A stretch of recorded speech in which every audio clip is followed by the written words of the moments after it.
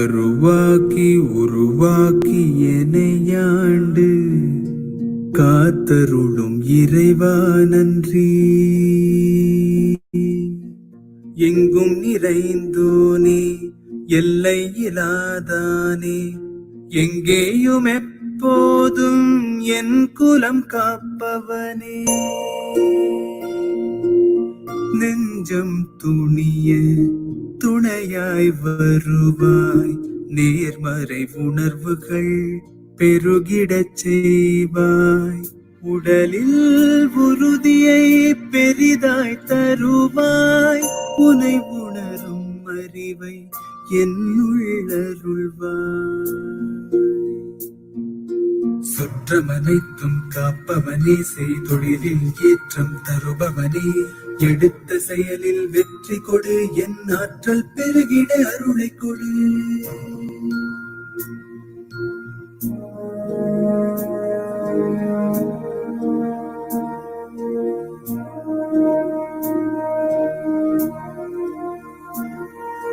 கருவாக்கி உருவாக்கி எனையாண்டு காத்தருளும் இறைவா நன்றி. வல்லமை தந்து நீ வளர்ச்சி கொடு, அகத்திலும் புறத்திலும் மலர்ச்சி கொடு. வளர்ச்சி கொடு, வளர்ச்சி கொடு, வளர்ச்சி கொடு, வளர்ச்சி கொடு.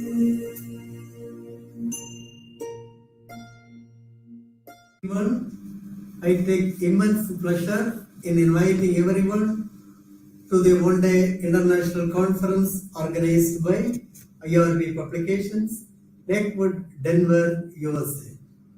The theme of today's conference is Dynamics of Business and Economics, Global Perspective.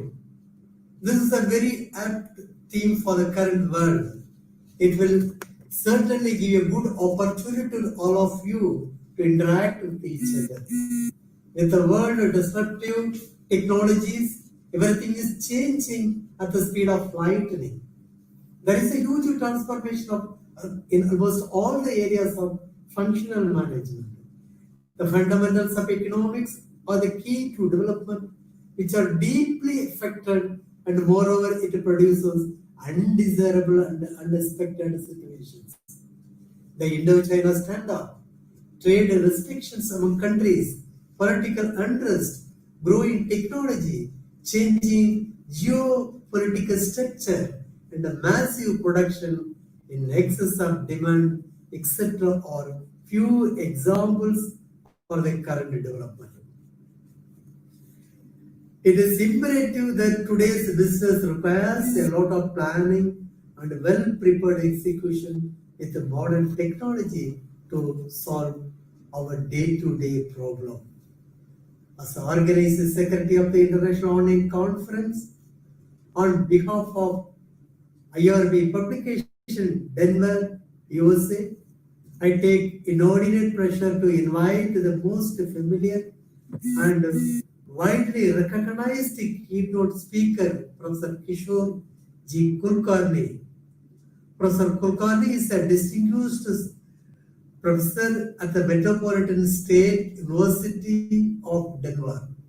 His extraordinary teaching skills has brought him several international awards. It is such an honor to have him with us today. We welcome and thank you for his august presence. Without his support for this conference would not have been possible. I extend my warm welcome to Professor Amitabh Datta, who is the vast knowledge in the field of business economics. I extend my sincere thanks for accepting our invitation to deliver keynote address and gracing the function with his presence amidst his busy schedule. Welcome, sir. I take pride in welcoming Professor Rajiv Surya, a well-known academician. He is the Associate Dean and Associate Professor of International Business at the Borowski School of Business at Dominican University of California. Professor Surya is a deserved scholar and an outstanding professor. Welcome, sir, and thanking you for accepting the invitation. I am happy to invite Dr. Nanda Gopal, coordinator of the One Day International Conference, who played an integral role in making this conference a successful one. I thank him for his active involvement in coordinating this conference and for his support and guidance. I welcome you, sir. My special thanks to Dr. Veeramani, editor IRB, for having taken keen interest in bringing up this live program and taking efforts to coordinate the release and the publication of the journal on time, and for having taken steps to motivate all participants. He is a great professor and a renowned scholar and has published several works and organized many such programs. Welcome, sir. I am very happy to share with you all that even in the backdrop of the COVID-19 pandemic, we have received good number of papers for publications.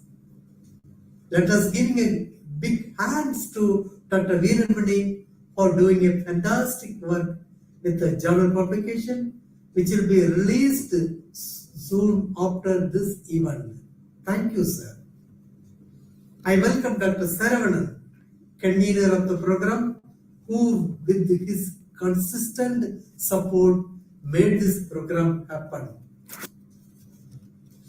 I would also appreciate Professor Muthu for his excellent coordination as the creative head.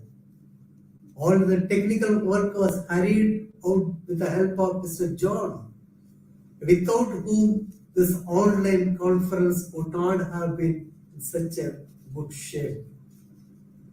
I extend my warm welcome to all the participants throughout the world who have sent their papers for publication and those who are going to present the paper today. Hope I have not missed anybody. And once again, I welcome everyone for this One Day International Conference. Have a great day filled with knowledge and wisdom. Keep happy learning. Good luck, everyone. Thank you. Good morning, ladies and gentlemen. I'm happy to give introductory note about the conference theme. If you see today, a lot of transformation takes place in the business, whether you like it or not. Some changes are happening. Rapid growth in terms of product and process development. Some people say dynamic or dynamism. I would like to add that strong life are motivated by dynamic purpose. Now the question is, what is all about dynamism? Once Norman said, change your thoughts and you change your world. There is a way to do it better, one must find it. The term dynamism can be conveniently defined as function of change. I hope this conference will focus on dynamism of business and economics and discuss the far-reaching impact on our society. I am Dr. N. Muthu, Professor of Economics. On behalf of IRB Publications, Lakewood, Denver, USA, I am pleased to invite you all for the One Day International Conference on Dynamics of Business and Economics, Global Perspective. If you look at a winning team anytime, one special character can be understood that calls for dynamism, be it sports or any economic activities. That is, winning team always trust each other, respect each other, understand each other, and enjoy each other. So coming to the dynamics of business can be easily understood by understanding one simple example. After the advent of internet and IoT, we said goodbye to our traditional marketing business. Even people are graduating or learn from digital revolution, from e-commerce to mobile commerce. Applications like artificial intelligence, big data, cloud computing have completely changed the way to do business. Let us see some of the examples. Driverless car, pilotless flight, unmanned area vehicle, etc. are few examples for business change. So I would like to add one important projection about what will be the future of business today. According to Frost Sullivan, mega trends, which is defining about our future. The question here is, are you ready? When you say mega trends or transformative global forces that define the future world with a far-reaching impact on business, societies, economics, culture, and personal lives. So it is expected in 2025, our normal life is going to influence, say for example, robots have entered our home for personal uses. Big data has entered zettabyte era. Even our sensory devices guide our everyday lives. Mobile financial transactions are now in cryptocurrencies. So high-speed rail to connect from China to Europe. So today, the theme of the conference helps to understand the growing and complexity of business and economics, which are essential today to learn for the success of future business organization, to unleash the potential benefits. The factor like global competition, technological imperatives are influencing one side. On the other hand, sustainability of business are a big question among corporate world today. So one must understand the changing landscape of business. Let me consider the product. From ordinary car to automation car. Another example, considering the technology, say for example, building technology to smart home hubs. So now the question here is the series of thinking about the agility, the speed of agility. So the success of the organization depends on how fast they are going to adopt and adjust business environment. So the learning curve is very important. So understanding the business agility consists of three components, namely sensing and responding and adapting. The critical factor lies on how fast the organization adopts new things and technology, tools, or even resources which are major threshold. So this is the right time and wise to recall the words of Stephen Hawking that intelligence is the ability to adapt changes. So the greatest strength of business lies on economics of business intelligence. That is, the accuracy, reliability, and consistency of business intelligence. So the preparedness is the question. So readiness is our return on investment today. So one must be ready and prepared to invite a problem if they face and go for troubleshooting. Another major change occurs is due to changes in the structure of the world level organization. If you look at the changing world order can be understood by simple example. Earlier, we had a unipolar world and subsequently it has changed into bipolar world and later the emergence of multipolar world. This changes the entire world order today. It is necessary for the nations to align themselves for the better well-being. So our future success directly proportional to our ability to understand, adopt, and integrate new technology into our work. I hope this online international conference will provide ample opportunities to have a meaningful debate, discussion, and understanding of business dynamics with a global perspective. To finally, I would like to ask few questions understanding about the dynamism business. The question number one, are we prepared to face new economic challenges?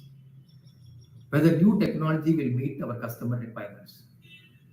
Question number three, nature of strategic alliance with among member countries.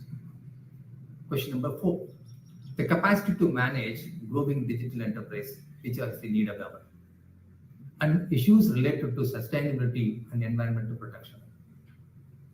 So once again, I thank all the participants took keen interest to participate and publish paper on various economic thoughts. Have a great day. Thank you. I take privilege to introduce Professor Kishore G. Kulkarni, Chief Editor, IRBE.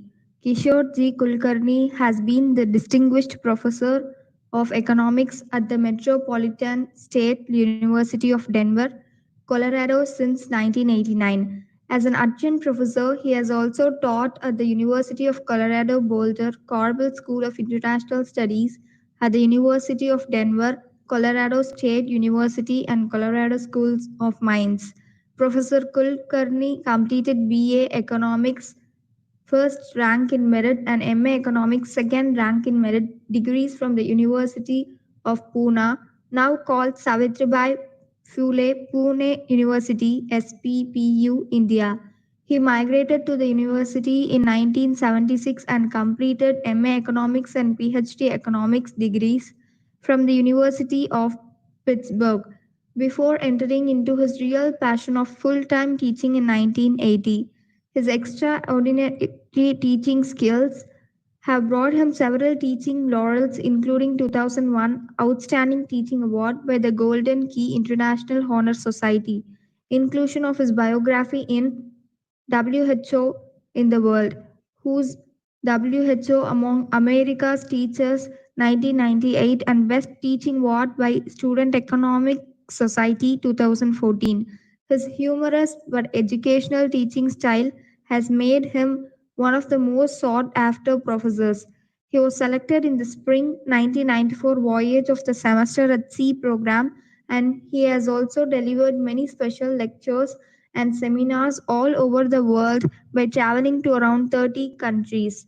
Professor Kulkarni has authored and edited 10 books, some of which have become famous textbook adoptions in USA and Indian universities. Sixth edition of his macro textbook is published by Kendall or Hunt Publishing Company in 2019, and he has co-edited a book on India in May 2020. He has authored 160 referred journals articles, all of which can be seen on www.researchgate.net. He serves as the chief editor of International Review of Business and Economics IRBE. For his numerous research activities, Dr. Kulkarni was recognized with Outstanding Faculty Researcher or Scholar Award by the Golden Key International Honor Society in 1997. In 2004, the Faculty Senate of the Metropolitan State University of Denver handed him Distinguished Service Award. It was followed by the Extraordinary Service Award by the university president in 2010. In 2012, the Dean of the College of Business recognized him as the first distinguished professor in College of Business. In May 2017, Non-Resident Indians NRI Welfare Society of India gave him Pravasi Ratna Award. In March 2019, the Federation of Business Disciplines FBD recognized him as the Outstanding Educator Award recipient together with GISR Foundation, New Delhi, which offered him Outstanding Overseas Academician in 2019. To carry out his research activities, he has held visiting research fellowships and has received many research grants from several institutions such as Institute of Human Studies, IHS, Arlington, VA, National Institute of Bank Management, NIBM, Pune, Reserve Bank of India, RBI, Mumbai, and Indira Gandhi Institute of Development Research, IGIDR, Mumbai. Professor Kulkarni resides in Denver, Colorado with his wife Jayashree, MCom and MBA, an accounting professor, and their daughters Lena and orthodontics www.kulkarniortho.com, married to Dr. Nicholas Politano, a oral surgeon and adjunct business attorney, married to Mr. Patrick Knight, an engineer. His wife and Dr. Kulkarni were regular tennis players at different levels for more than 40 years. Good morning. Thank you, Dr. Viramani, for organizing this conference on behalf of IRBE, that's the International Review of Business and Economics. My name is Kishore as the first name, last name is Kulkarni, and I am the chief editor of International Review of Business and Economics. And just after me, Dr. Amitabh Datta will follow, and he will introduce himself before he will address you too. I'm very glad that all of you have registered for this conference because this is truly an international conference. I'm speaking from Denver, which is the capital city of Colorado State in America, in USA. And after my speech, Dr. Datta will speak from the state of Florida in United States. And I know many of you are in Chennai area, many of you are in South India. Some of you have joined this conference from other countries as well. So this is truly an international conference, and I'm very excited that we are holding this in the special times of Corona. And as you know, our theme is the changes in business dynamics and how the business dynamics has worked in last 3-4 months, because as all of you know, our life has drastically changed in March and April, and we have now to hold most of our correspondence by computer, and I know interactions face to face are very few.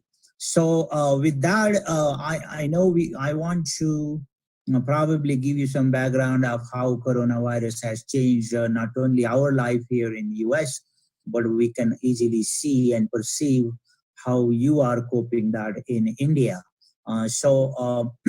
Well, by March or so, when the coronavirus came to the American shore by March 15th or so, it just increased exponentially. And there were a lot of infections here. New York and New Jersey area was a hotbed. People like 4,000 or 5,000 people were going to the hospital on the same day. And we started running out of hospitals and all. And therefore, the presidential task force decided to close the whole economy. They told everybody to stay at home.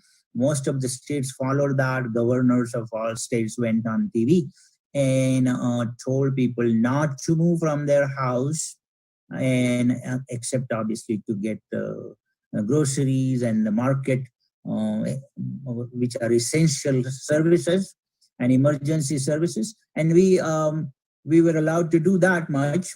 But then the panic, the scare of the whole disease, uncertainty was the name of the game for almost 3 months after that. Now the situation is a little bit better because people are actually knowing what to do, how to do it, use the face masks and all. But in those days, everything hit so unexpectedly, and as the economy was completely shut down, much like in India, there was nothing moving. And if people stay at home and do not transact, as economists will easily point out, if there are no transactions, there is no production. And if there is no production, there is no GDP. And in a month or so, the unemployment reached to 25% in the US. And now 25% is exactly same figure. Only thing is the base of labor force in India is much larger than the base of labor force in the US. In the US, we have roughly 160 million, and 10 million is a crore. So about 16 to 20 crore is the labor force in US, and roughly 3 times more than that is the labor force in India, and 25% of 20 crore is still a pretty large number. And several Americans went out of job. They filed for unemployment benefit, and at least on the fiscal policy side, the government hurriedly, the Congress of US hurriedly spent $4 trillion worth expenditure as a help to small businesses and those who were unemployed. And 4 trillion, what trillion is a very large number. Trillion is a 1,000 billion, and 10 crores is 1 billion. So 10 crores is 1 billion, 1,000 billion is a trillion, and in two congressional bills, the Congress authorized the US government to spend $4 trillion worth expenditure. This expenditure was unprecedented. It never has this been spent in such a short time, because the US government expenditure for the whole year is about 4 trillion. So whatever they spend in one whole year was spent in less than 2 months with these two congressional bills, which President Trump signed, and that became a increase in government expenditure. Also, besides that, the Federal Reserve lowered the interest rate as well as took some special steps to increase the money supply. Now, this is all comparable to what Indian government has done. Indian government has also increased the government expenditure, allowed the money supply to grow. Reserve Bank of India did that, and about the same expansionary fiscal and expansionary monetary policy were undertaken in US as well as in India. And there is no exception to that all over the world either, because in Europe, the European monetary policy did about the same thing. European Parliament took similar steps too. So similar policies were undertaken in all other countries. So this became essentially a global crisis. And the predictions are, at least at this point of time, the predictions are that there is going to be huge recession globally, particularly in India as well as in the US. And this unemployment will continue for a while. Now, I know many of you are wondering how long this is going to last. And that is a $1 million question. Nobody really knows what is the final answer, what is the calendar date when this happens. Now, one of the three things have to happen. Number one, there has to be a vaccine, which all of us will take, and hopefully we will get rid of this virus by taking the vaccine. Or there has to be a fantastic cure for this disease, that you go to a doctor and doctor knows how to treat that, and the treatment will be better. Or number three is that this virus just gets tired of itself, which is a very remote possibility, because this virus loves the host, and once it gets another host, it just multiplies itself. So, but there is possibility of this virus just going away by itself. And one of those three things happening will probably make the economy recover very quickly all over the world, India, US, Europe included. And if that happens, then probably we'll get rid of this humongous problem that has beset the world as such. Now, on a theoretical basis, let me make three important points that have happened because of coronavirus. Number one, coronavirus has taken out the whole idea of pure capitalism being the best economic system, and we need to move towards pure capitalism. Well, that is not definitely happening in corona days. As I just mentioned, the role of the government in the economy has increased multifold thanks to corona, and having a lower government sector is an impossibility now all over the world. And therefore, the pure capitalism is going away, is disappearing, in front of our own eyes. And those who believe that capitalist economies is where we should be going, of course, they are losing the theoretical battle. The second thing is the shrinkage of the whole world trade volume. And the world trade volume has shrunk because, of course, there is no transportation as much. There is no international trade. There are no flights. Countries are getting more and more suspicious about each other, especially China. And China was the largest exporter of the world. And if Chinese exports were stopped by one policy or the other, then clearly the international trade is going to suffer. It has already suffered in the last 3 months. The world trade volume has shrunk by 10% already in the last 3-4 months. And that is clearly, on a theoretical basis, that is a very bad development that is happening because of Corona, because all of us know that international trade is an engine of economic growth. Higher is the trade volume, better is the welfare, and none of those things are happening because of Corona. And the third important thing, which all chaotic situations do, and Corona is going to do it, is that in a economic suffering like this, the income distribution becomes more unequal. Rich get richer, poor get poorer as they don't get the jobs and all, and their earnings are stopped. And therefore the inequality of income increases. Well, Corona has probably shown those effects, but more inequality of income is coming up the later part of this year and probably next year as the rich people start making much higher incomes than the poor people, and therefore on a theoretical basis, all these are bad news. I understand that, and I know you appreciate that too. That all these are bad news. That our recession is getting very acute, and longer we wait for one of those three solutions, worse it is going to get.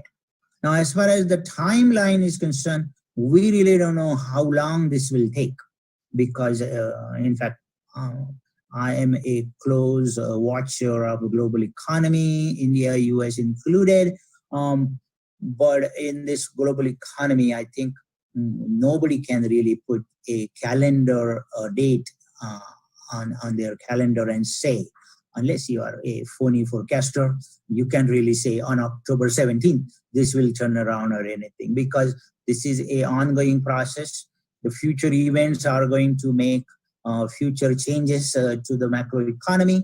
And if something like, we could just take a look at what happened in January and February. That time the global economy was improving very nicely.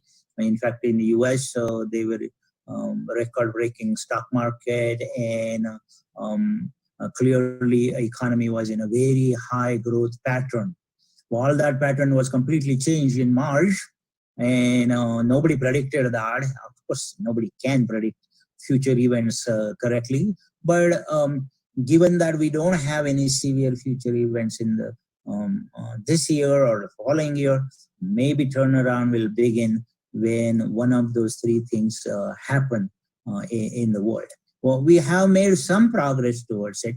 I know there are 23 companies, there are 5 companies in the final running now, but there are 23 pharmaceutical companies claim that they have found a vaccine for this disease. And if even 5 of them deliver something by next winter, maybe, and of course, distribution is a question, production is a question of that vaccine, and of course, the reliability is another sort of question. But if we solve all those 3 questions, maybe by next spring, we will have a vaccine, and by 2021, the turnaround will begin. Of course, predictions are predictions. We don't know when this will actually happen. My take on that is nobody really knows how the events will turn in 2021. But looks like the longer this chaos continues, there will be a longer world recession. Same thing in India, I know. These days, and Indians are no exception for that. As a non-resident Indians, as a NRI, I know Dr. Datta and me, who are together with Dr. Raju Surya, who is the associate editor of our journal. We keep a close eye on India, and I know we feel for Indian situation whenever it is hard. We get excited when India does fantastic things in economic growth. So we are India watchers from abroad, but we love India, and that is the reason we feel for you, that these are the hard times, that everything is under lockdown there in South India as well as North India. I know Maharashtra is also having some severe problems of very high rate of infections. And yeah, we understand those problems. We understand that situation is tough, and it is no different in our life here in US. What that takes me to my final point about the higher education. As you know, that the governments have all over the world probably taken some unprecedented steps of passing everybody and pushing everybody up to the next standard or the next level. And the final exams had to be canceled in many situations. Well, higher education is changing its face very rapidly, because most of our classes are now, instead of face-to-face, are taught on online, either on Zoom or Microsoft Teams or whatever other program you are using. And higher education is changing its whole face, which probably is going to weed out some of the mediocre, small universities all over the world. And that is a very big challenge, actually. And the future holds the answer.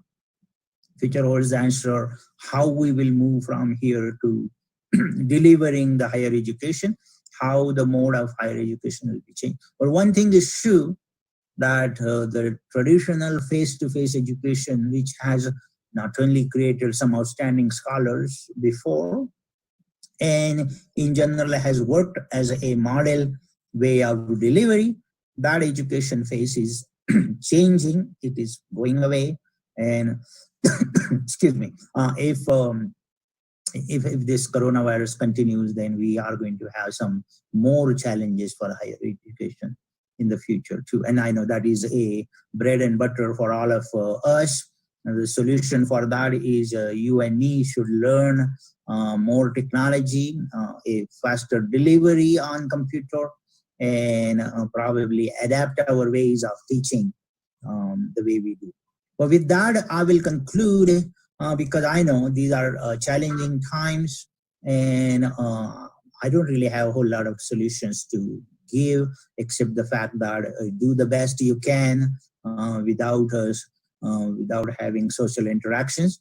So by keeping social distancing, do the best, do the research at home, do the online publications. Our journal is also completely online now, and we accept some. So there will be a special issue of this conference presentations. I know Dr. Viramani is working on it, and his team in Hindu College has done an outstanding job of organizing this conference. And with that, I will complete my speech and hand it over to Dr. Amitabh Datta, who teaches in Florida Institute of Technology in Melbourne, Florida State. And he will talk about, he's a finance professor, so he will talk about the financial changes that have happened all over the world. And then we'll continue with this one. Well, good luck to you, and good luck to this conference. And my best wishes to all the organizers. I know it was a very difficult time in which they had to organize this, but they have done a magnificent job of contacting and registering participants for this conference. So my best wishes to the conference. Good luck to you. And here is, I'm very happy to introduce my friend and the associate editor of the journal, Dr. Amitabh Datta. I take immense pleasure in introducing Dr. Datta profile. Dr. Datta Amitabh is currently working as Associate Professor of Finance, BISC College of Business. Datta sir has been teaching finance in the Northern BISC College of Business since 2009. About his academic profile, he has received a PhD from the University of Tennessee at Knoxville Finance. He has completed Masters in Business Administration from Wake Forest University Finance MBA. Graduated from BSc Statistics from University of Bombay. His recognition and award includes Best Teaching Award from Columbus State University, Teacher of the Year Fairleigh Dickinson University, CBA Outstanding Teaching nomination, the University of Tennessee, Charles H. Badcock Scholar Wake Forest University. Adding to his fame, his professional expertise gained during his lifetime. Basically, he is an entrepreneur in India and partnered in two new startup small scale manufacturing firms. One was manufacturing flame proof switchgear for the coal mining industry, Calcutta based. The other one is manufacturing a dye intermediate for coloring woolen thread and was nearby Bombay.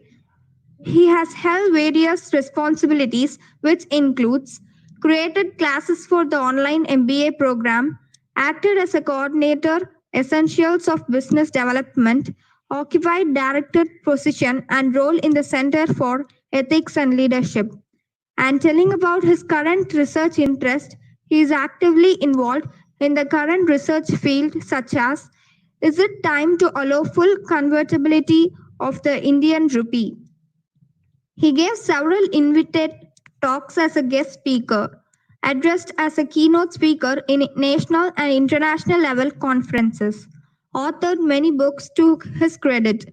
He has published more than 24 papers in various reputed much impact factor journals. He has edited book which is published by Elsevier Company. Research areas, investments, macroeconomic issues, and diversity. Currently teaching corporate finance, investments, portfolio management, microeconomics, financial markets, and institutions. Above all, his keen interest in flying to new places. It keeps him involved with the avionic, etc. Thank you.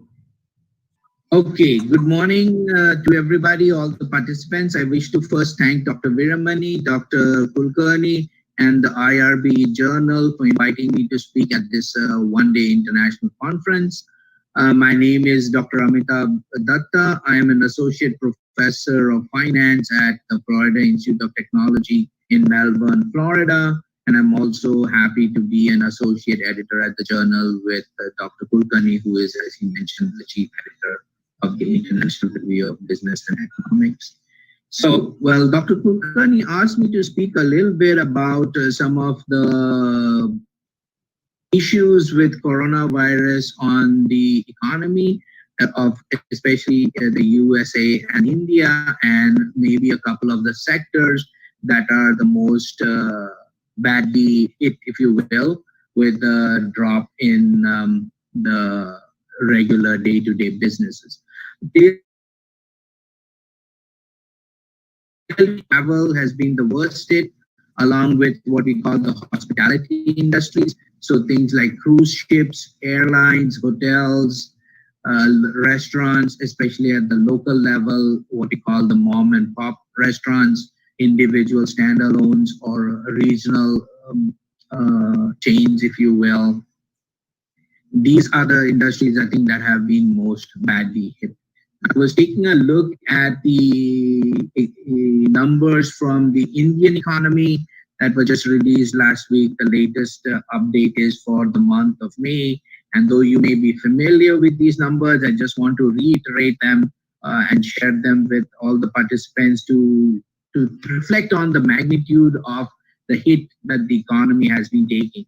So taking a look at the Indian industrial production year on year percentage changes. So we're comparing the month of 2020 versus the same month in 2019. The first 2 years were normal. January and February were 2.1 and 4.6% growth over the previous year. And as Dr. Kulkarni mentioned, the coronavirus really started hurting the economies around the world in March. So March, there was a negative 18.3% drop. And then April was a negative 57.6% drop in the year-on-year percentage change. There is some recovery in May. It's gone back to a negative 34.7, which is a horrendous number, but still is better than negative 57%. We look at the three key sectors, which are manufacturing, mining, and electricity. The worst hit undoubtedly has been the manufacturing sector. That's not just in India, but in economies around the world. Because of the shutdown, people have not been to work, so there has been no production going on. So the worst month for manufacturing in India was April with a negative 67.1%. That's two-thirds, more than two-thirds drop in production from a year ago. In May, it has come back. There has been some partial openings. It's down to about negative 39%. But still, given the scope of the economy, negative 39% from the previous year is a huge loss in production, because this is going to have a domino effect. So there's going to be several quarters of losses of maintaining employment, of maintaining the supply chain production, the supply chain channels, if you will. And this disruption is not something that will be easy to overcome, whether it's in India or in Europe or in the USA. The only manufacturing sector, as one would expect, that was a positive year-on-year growth was pharmaceuticals. I'm talking about India, and the report says there's been about a 2.5% growth in 2020 in April over the previous 2019. Taking a look at capital goods, when you're talking in terms of GDP growth, we think of capital goods as being the base of investment for businesses to build and produce new goods and services. In May, capital goods has seen a negative 64.5% drop in investments, a continuing drop in India. And then we take a quick look at the PMI, which is the Purchasing Manager Index. I think the general rule of thumb is if it's below 50, that means the economy is contracting or is in a recessionary mode. And for May, the PMI for India was 30.8. So there's a long way to go. Taking a shift from India and taking a quick look at the USA, we had the latest, the third estimate, as they say. If you know how it works in the US, you get a preliminary estimate as soon as the month ends or the quarter ends, and then there are revisions to that as more data comes in. So typically there are 3 revisions, and so in the third estimate we have the Bureau of Economic Analysis, which is the arm of the US federal government that reports the statistics for production and employment as such. They have reported negative 5% GDP growth. So that means there's been a contraction of 5% in the first quarter. And that follows a 2.1% growth in quarter 4 of the previous year. So negative 5%, and from earlier reports, the Federal Reserve had estimated that they are thinking 2020 will see about 6.5% shrinkage in the US GDP. So there is still some more pain to be suffered, if you will, or to go through the economy.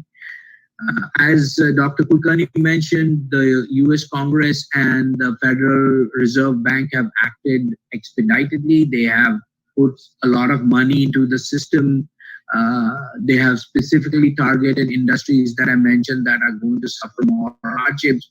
For example, the US airline industry has been the recipient of a package of grants which they don't have to pay back, and loans which They had some little discussion about how they were going to pay back. I think the rule of thumb the US government is looking at that they have to pay back 30% of the loans in the in the next 5 years. And here is the deal. The government is trying to make a difference between the bigger players like say United and Delta and American Airlines and the smaller airlines which are providing say cargo or other aviation services, even smaller regional airlines, if you will. So I looked up some of the statistics, and they have the US government has received over 200 applications from airline companies or aviation services companies. And most of those are for a request of less than 10 million or up to $10 million. So one of the things that the US government has done is they have said that if you borrow less than $100 million, you don't have to pay that back. Less than 100 million they're taking is going to be just a grant to help you through that. And their assumption is that 70% of that taxpayers' money will come back as benefits through saving on unemployment and through passenger services that are offered, even though they're only offering a very limited service, but to keep them in motion. And they're saying that if you're borrowing more than 100 million, then obviously you're a multinational corporation and you're well able to pay that back. So one of the airlines has made an offer. I think Delta is going to give them warrants to buy up to 1% of the stock at a fixed rate. So I was checking the rate they talked about in the warrants will be $24.39. So as of yesterday, that was in the warrant was in the money by $2.70.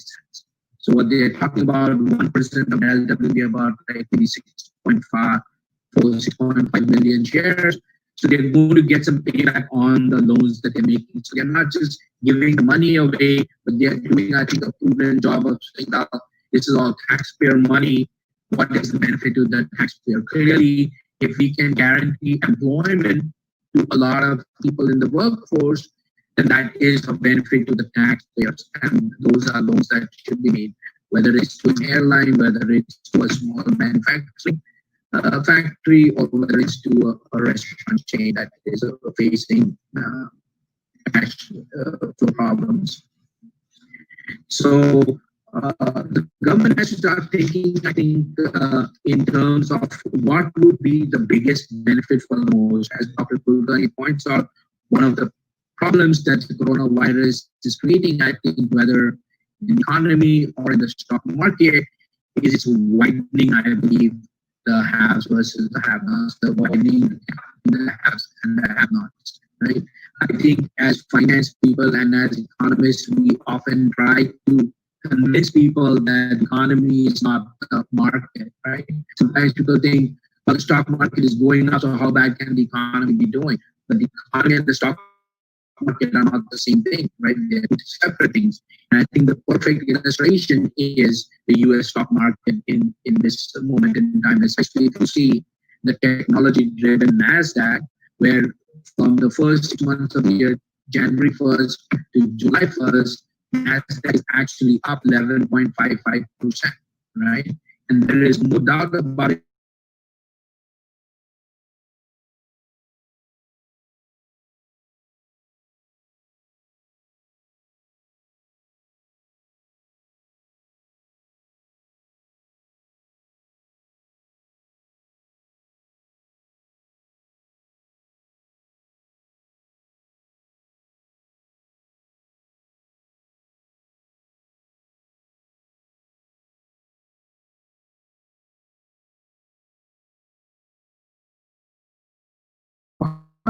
It's possible because they are more consuming at home entertainment, if you will, right? So in that sense, there are obviously going to be some winners and some losers, but overall the economy is still going to be the loser, as when there is no production, there's no goods and services being offered, and with a jump in unemployment, I think there is almost 40 to 42 million unemployed individuals in the United States, and I don't have the figure off the top of my head, but I believe Dr. Kulkarni said about 25% unemployment. And I think a week ago, I was looking at the worst hit state as far as unemployment in India is Haryana, and I think it cited 31.7% unemployment in the state of Haryana, right? So unemployment is going to be the big issue. So looking at what other economies are doing, I happened to recently read, I think 2 days ago, an interview by Rishi Sunak, who is the Chancellor of the Exchequer in England, which is the equivalent of the Chief Financial Minister, I think, in India. So Rishi Sunak has just introduced a bill in the British Parliament with a focus on job retention, right? And I think that is something that both India and the US will also need to focus on to help bring the economy back from the effects of this coronavirus. A couple of the things that Mr. Sunak has announced, which I think is admirable or I think should be replicated other places, is he has identified that the worst hit in UK for employment is the age group 16 to 24. So he is offering a £2,000 bonus for every business that employs a new apprentice or an employee under 25. So the best way to help the most underrepresented group of people most hurt by this virus would be to target schemes which will help in uplifting them either through employment or through some kind of support. The other thing is, in this crisis, I know many businesses have, as we say, furloughed employees. Furloughed employees means they are not firing them, they are not dismissing the employees. They're just saying because of the lockdown or the stay at home, we are not doing anything right now. We are not selling goods or services. So you stay home and you're not being paid. Right? So the idea is another job retention bonus that Mr. Sunak is offering employers is to give them £1,000 for each furloughed employee that is employed by January 2021. So see, okay, you cannot open your business now, but if you rehire the people that you had sent on furlough, we will give you some impetus, and that is not a loan, that is like grant. So he's trying to give money to local businesses. As we know, the main growth in employment comes from small businesses, so businesses with employees of 50 or less, right? And so we're going to have to do, I think, create schemes whereby we give directly support to the small scale business owners that will help bring us back to some measure of picking up GDP growth, right? And we will have to identify, it need not be the same for all economies. So like India may have separate challenges and the US will have different issues to face.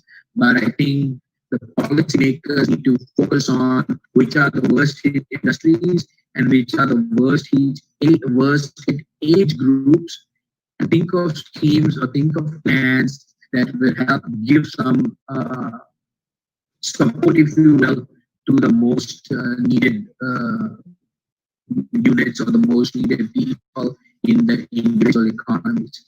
And moving forward, trying to not let the gap between the haves and the have-nots widen, as we feel that this particular crisis is doing more than has happened in the recent past.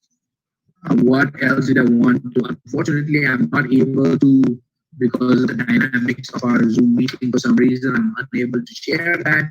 But I had drawn a graph to show the monthly changes in the three top stock market indexes in the US, and I think I'll send that to Dr. Kulkarni or Dr. Veeramani, and maybe they can post it on some website or share it with people who want to take a look at that.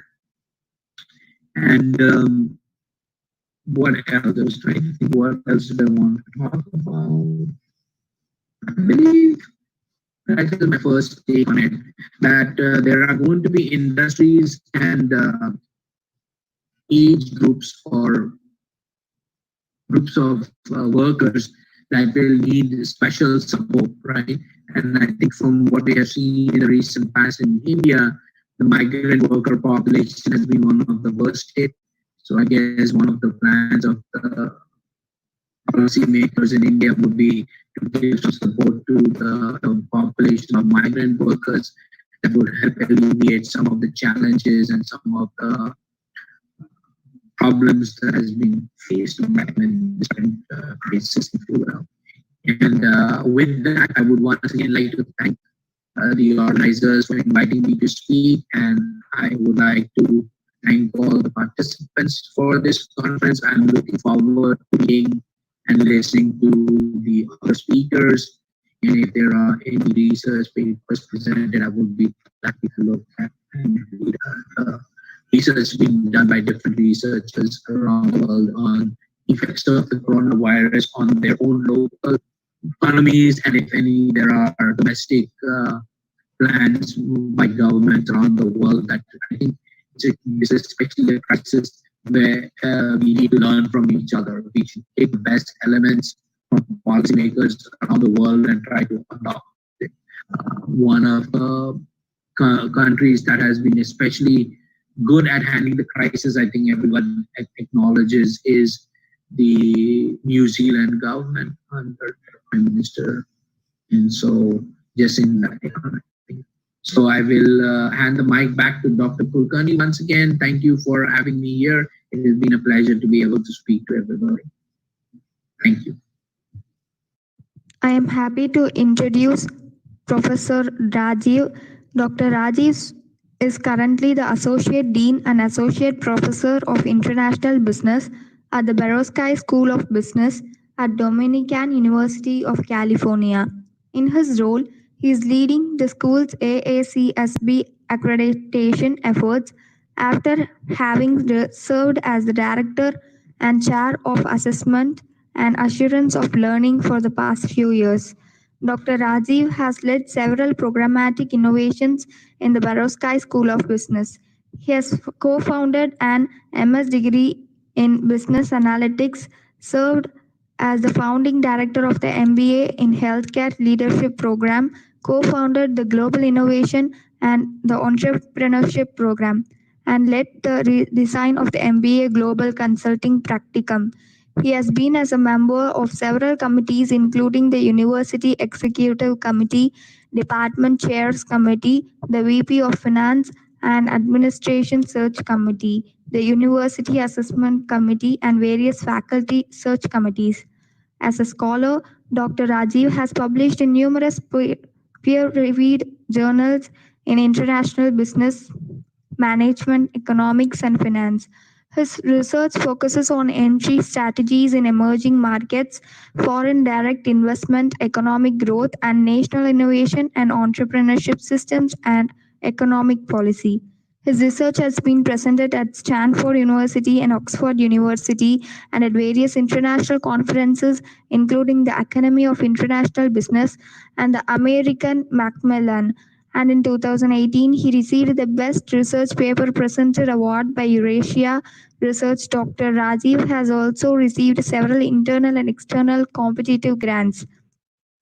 In 2020, Dr. Rajiv received a Fulbright US Scholar Award to conduct research on innovation and entrepreneurship in emerging markets. Dr. Rajiv has been an outstanding professor and teacher. He has been the recipient of the Outstanding Teacher Award in the Barosky School 4 times and a nominee for the University-wide Teacher of the Year Award twice. More recently, he received the 2019 Best Professor Award in the X-Culture Global Business Competition organized by the University of North Carolina at Greensboro. He was selected from a group of 186 professors teaching at 148 universities in 41 countries. Dr. Rajiv teaches international business, managerial economics, entrepreneurship, and leadership courses at the undergraduate and MBA levels and has taught at leading universities such as the Pennsylvania State University and University of California, Berkeley. He has also held visiting professorships internationally. With 10 plus years of experience in management consulting, Dr. Rajiv advises San Francisco Bay Area companies and local think tanks. He has consulted for multinationals and clients during HSBC, Barclays Bank, Standard Chartered Bank, the State Bank of India, State Bank of Mauritius Commercial Bank, and Afrasia Bank, and provided thought leadership to business incubators. The US Embassy and governments abroad. He has worked in financial management for the VP of Finance and CIO at the W.K. Kellogg Foundation in Michigan and advised senior money managers in New York City. Dr. Rajiv has also co-founded several organizations overseas, including executive training institutions and a yoga center focused on social entrepreneurship. Dr. Rajiv holds a PhD in applied economics from Western Michigan University, USA, and MA in economics from Leeds University Business School, UK, a BA Honours Economics from St. Xavier's College of Bombay University, India, and a master's degree in management and finance from Harvard University. He has also completed an executive management program in applied business analytics from the MIT Sloan School of Management. Good morning, everyone. Thank you, Professor Kulkarni and Professor Viramani, for inviting me to this international review of business and economics international online conference. I am Dr. Rajiv Surya from San Francisco, and I currently serve as Associate Dean and Associate Professor of International Business in the Nebraska School of Business at Dominican University of California. I'm delighted to be here and participate in this conference on the dynamics of business and economics, a global perspective, which is in fact a very timely topic given the unprecedented times we are all facing due to the coronavirus global pandemic. I am glad to be speaking to you all who are in India and also to those who are in the US and various other parts of the world. I hope I'll be able to bring to this audience some of the latest research findings and developments regarding how COVID-19 is impacting businesses in the US economy. I would also like to offer some thoughts about how India can respond to this crisis, or apply some ideas to the Indian context, not from a health or scientific perspective, which is best done by experts from the scientific community, but rather from an economic and business standpoint. First, I will provide a general overview of the impact of COVID-19 on the US economy and the California economy, and then talk about how COVID-19 is impacting business practices in the future. So let me start with the state of the crisis and the disease. The global distribution of COVID-19 cases has shifted dramatically over the last 3 months. Although it started in China, the proportion of new cases is shifting from countries in Europe to North America, Latin America, and other Asian countries. The US had its first case in January 2020. Today, the US has more than 3.5 million cases and more than 140,000 deaths. California ranks number 2 in terms of cases and deaths, with New York being number 1, with more than 400,000 cases and 32,000 deaths.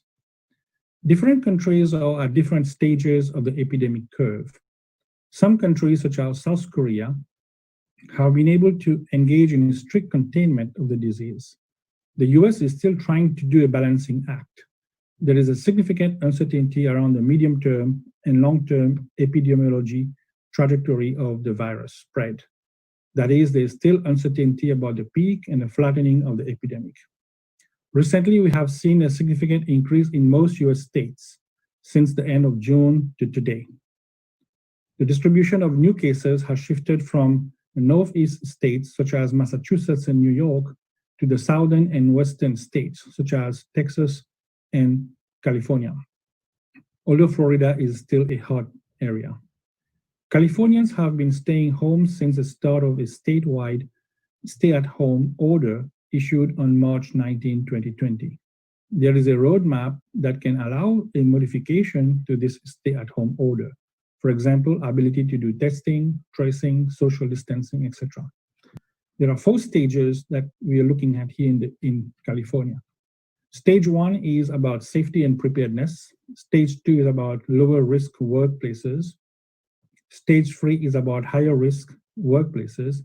And stage 4 is the end of the stay-at-home order. California is now, as of July 2020, in early stage number 2, where retail, logistics, and manufacturing, workplaces, such as offices, museums, childcare, and some essential businesses can open, but with modifications. The state has an issuing guidance to help these workplaces reopen. However, a few days ago, on July 13, the California governor issued an order to close indoor businesses statewide as COVID-19 cases surged. This means restaurants, wineries, movie theaters, family entertainment centers, zoos, museums, and courtrooms must suspend their indoor operations, and bars must close altogether. Now, what are some of the macroeconomic impact of COVID-19 in the US? The economic consequences of the COVID-19 pandemic have been very severe in the US. At least 30 million people have lost their jobs. US unemployment hit a high of 15% in April 2020. Millions of other people have experienced a decline in their incomes. The US Congress has approved a $2.4 trillion package to combat the coronavirus crisis. The government is spending billions to bail out industries, billions to rescue small businesses, and billions to boost unemployment assistance. That historical amount alone is larger than the economies or GDP of most countries in the world. The 2020 federal government spending would be around $4.7 trillion. Just to put things in perspective, Canada's GDP is $1.7 trillion and India's GDP is approximately $2.9 trillion. So this $4.7 trillion package from the government would be the size of India's and Canada's GDP combined. So that's huge. The coronavirus stimulus is expected to more than triple the original budget deficit to $3.5 trillion and push the national debt in the US to 122% of GDP. That is a level not seen since World War II. In terms of monetary policy, the Federal Reserve Bank is printing money to try to save the economy from the crisis. The Fed's goal is to keep markets functioning and keep price stability. This strategy also makes credit easier to obtain since there's a bigger money supply and lower interest rates. Without these and the Fed's other emergency measures, the economy would have crashed already. So Fed Chairman Powell said at a recent news conference that the purchases of treasuries have helped market conditions improve substantially in recent weeks. What about the state of the California economy itself? Right now, unemployment in California is estimated to be approximately 16%. This is higher than the US average of 13%. There are now 21% fewer small businesses open in California than there were in January. Progress was being made since the low point in mid-April with the recent mandatory shutdowns of bars, wineries, breweries, dining restaurants, and theaters in several counties has resulted in a closure of more small businesses. Closures, as you know, lead to layoffs of workers. Layoffs lead to workers claiming more unemployment insurance benefits. Layoffs also lead to lower consumption spending by households, which further cause businesses to close. Hence, the overall result is a downward spiral. Cell phone tracking data has been an accurate predictor of consumer spending, and people are now taking fewer trips to stores, hotels, restaurants, and other retail recreational locations. Reduced spending is expected and likely to follow. What are some factors shaping the local government budgets? The impact of the fiscal packages from COVID-19 on local governments will depend on several factors that are difficult to estimate. This is adding significant uncertainty the local budgeting process. For example, the public health crisis will drive both public health expenditures and the length of the economic shutdown. Its evolution will depend on the development of treatments and vaccines, testing capacity, and the behavior of the virus in the coming months. In terms of the long-term economic effects of the pandemic, there are several factors at play.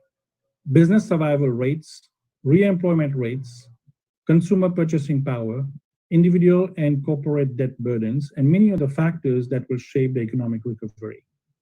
Many experts have dismissed the possibility that the economy will completely bounce back in a V-shaped recession. That is a short, sharp shock followed by a return to previous levels of employment and economic growth. But now instead, we're talking about a U-shaped recovery or an L-shaped recovery that is going to take more time to recover. Federal aid to state and local governments could take the form of direct allocations, lending, and certain categorical funding, such as Medicaid or education. Democratic policymakers have proposed $1 trillion in federal aid to state and local governments. The California state budget itself depends on many factors. The governor's budget proposal of May 14 includes significant program cuts, 10% pay decrease for state workers, some new revenue sources, as well as borrowing and drawing on reserves. It will take several months to know the impact of the state budget on local governments. Finally, state and local policy choices made in the coming weeks and months will determine whether the public sector helps California's economic to recover or not. After the Great Recession, which is back there in 2008 and 9, California's public sector lagged the private sector in job recovery, creating a drag on the economy and exacerbating poverty and inequality. Fiscal policy that invests in the public sector, rather than cutting services and jobs, will be important for the state's long-term recovery, particularly given the importance of the public health infrastructure to permit reopening of businesses, schools, and other facilities. Now, what we have learned from this crisis, what has the crisis shown in particular?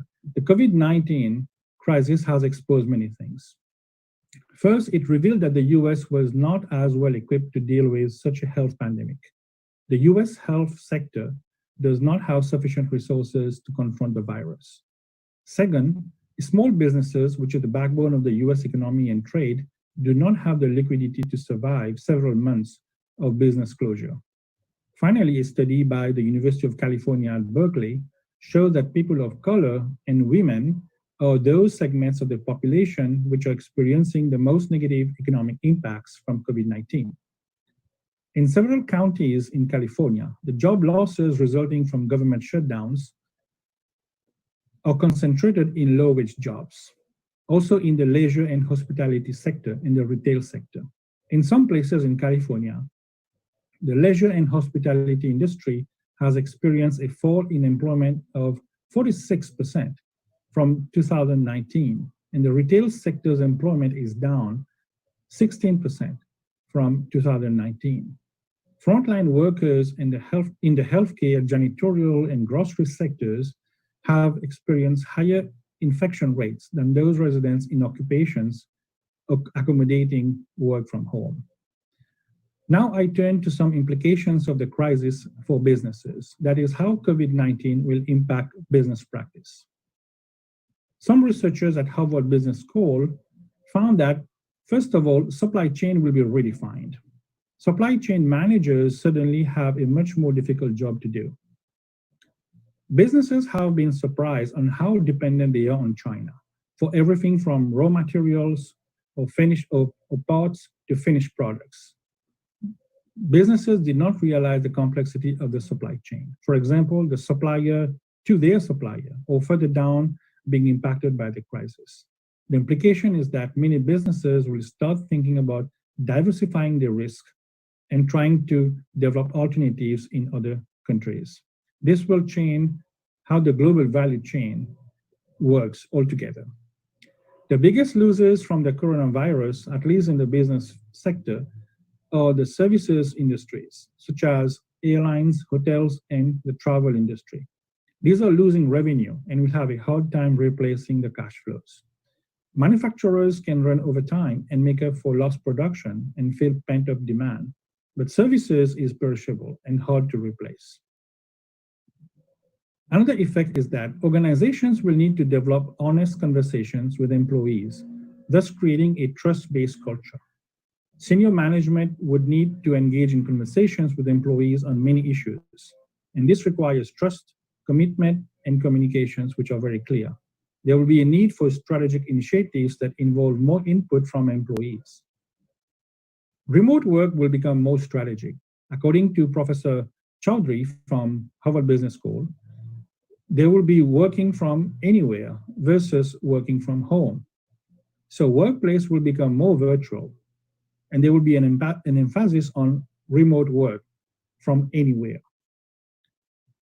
But the virtual world here will not necessarily be in a synchronous way. There will be a rise of synchronous communication, of course, such as Zoom, we have seen, and Skype, but also there would be a rise of asynchronous communication, where you are not face-to-face on a screen. For example, using Google Doc or Slack. So as an example, employees can work in Google Doc and explain what they did. And some of the employees can wake up in a different time zone or city, open it up, and see the work done. So people won't need to be live as much as since they are still on the same page. Now, some researchers from Canada, for example, the Ivy Business School, like Professor Klaus Meyer, has looked at the three dimensions of the crisis in terms of timeline. First, what happens during the pandemic, then immediately after the pandemic, and finally in the long term. So he said that in the pandemic, the crisis is actually a catalyst for innovation. But right after the pandemic, businesses need to be agile. In the long run, businesses need to think strategically what they need to do. Another work which is related to that done by Copenhagen Business School shows that in the pandemic, for example, restaurants, airlines, movie theaters experience a significant drop in demand. But right after the pandemic, there is a surge in demand. So we're expecting that to happen. On the other hand, medical services experience a rise in demand during the pandemic because there is more need for medical services and hospitals and healthcare services. But right after the pandemic, there might be a drop in demand, go back to that normality situation. But some industries like construction, banking, and insurance, they have more stable demand. So the key questions that we need to ask are, firstly, how will your customers be different? And secondly, how your firm will be different. In terms of customers, we need to know what are their attitudes to new technologies, their familiarity with online platforms. Do they prefer local produce? What kind of risk they have? So what is the risk aversion? B2B's businesses, that is businesses to businesses too, we need to look at what are the different kinds of business practices which makes most sense. Are they using more technologies? On the firm side, we need to understand what are the different kinds of human capital required. Do we have some technological breakthroughs? What are the different organizational systems and capacity which are required? And what is the brand value gain or probably lost? So I want to extend this notion a little bit to the international business sector. So the question we want to know is, how is coronavirus crisis changing the international business landscape? Coronavirus crisis, as we know, has dramatically changed lifestyles, markets, workplaces, business processes, and value chains. International business is not the same anymore. An article in the New Yorker says that there is no panacea, that is no one big solution for the coronavirus economy. We have to abandon all practices and adjust to a new normal. The crisis has made companies realize to what extent their global supply chain are fragile. According to Forbes, intellectuals discuss the rise of deglobalization and techno-nationalism. World trade and investment flows have dropped, and there is a rise in the tech economy to support the remote workplace. International companies have tried to reboot very fast. For example, multinationals have vigorously adopted practices that the world was toying with in the last few years, but never had an opportunity to really put that to mainstream. For example, now they have been forced to do global virtual teams. And they have been forced into those practices pretty much overnight. Educational institutions like universities and schools in the United States, they have been forced to go online in a very short amount of time. So the pandemic is a chance to experiment with new technologies and also embrace the fourth industrial revolution. There are also concepts like reglobalization or e-internationalization and a redesign of the entry modes. We don't know for certain how globalization or reglobalization will look like, but what we know that reglobalization will bring along its own tools, practices, and norms. We are seeing a reglobalization evolving into dimensions of e-internationalization, that is internationalization using the electronic platform. We see digital platform multinationals, we see different local innovation ecosystems coming up, global connectivity surging, and also value chains are being globally orchestrated. Innovation ecosystems of global cities will redefine the competitiveness of multinationals and push them to redesign their entry modes in foreign markets. Multinationals will invest where they sell, for example, in China for China, in the USA for North America. This will lead to greater regionalization of MNC investment flows. Overall, multinationals are going to be more decentralized. There will also be more agility in the strategies of multinationals. MNCs are investing in digitalization and AI, artificial intelligence. The very concept of business travel, for example, is being revisited. Air travel alone used to be more than 30% of MNCs' budgets. COVID-19 allowed MNCs to test the technological solutions that became a new normal for business communications. The post-COVID-19 world will see a rise in global virtual teams with different technological solutions, including AR and VR, augmented reality and virtual reality. So is there anything positive from this crisis? Some companies redeployed talent very quickly. Some companies could pivot production. For example, an outdoor gear manufacturer may have started manufacturing protective face shields for medical workers. Other companies have shifted operations. For example, shipbuilding moved from a 3 to 2 shift model for thousands of employees. There have been launches of new business models. For example, retailers launching curbside delivery in less time. And also workers have become running at 90% capacity workforce. So the big question that we want to ask is, what will shape the next new normal?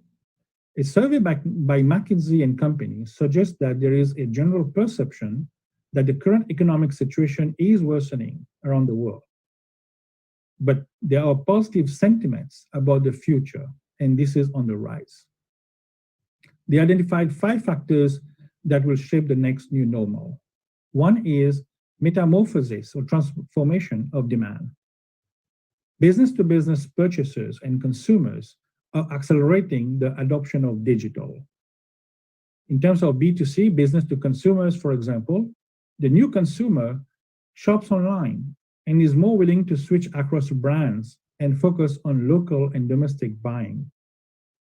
In B2B, for example, business to business, doctors also prefer remote sales instead of pharmaceutical representatives. Number 2, there would be an altered workforce. Remote work has been a challenge in some areas. Managers who successfully led in-person teams don't know how to lead virtual teams. It's harder to read nonverbal communication and emotional cues when you're in a virtual environment. So there is a communication gap. The recruitment and onboarding of workers virtually have been a challenge. Demand for labor is shifting. There's a strong need for reskilling yourself, for example, in digital technology, because of scarcity of labor in those areas. Companies facing difficulties in managing remote teams will see some workers in silos. So there's a cultural erosion or a shift in the cultural workplace itself.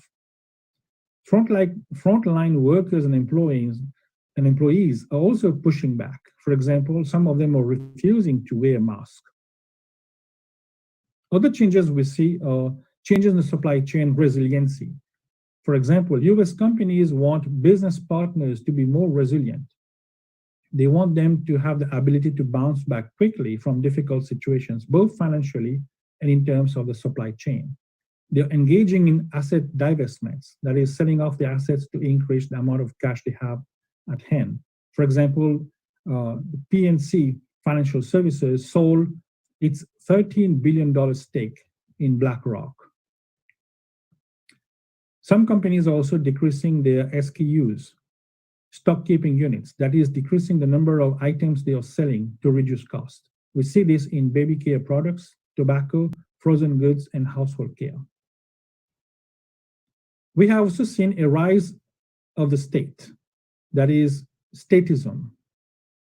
There's a decline in the confidence in the free market mechanism. Governments are providing huge stimulus packages. So Professor Kulkarni talked about that earlier. There has been 3 times greater response from G20 governments compared to the 2008 financial crisis stimulus package. In the US, a stimulus package is approximately 12% of GDP versus 4.9% under the 2008 financial crisis.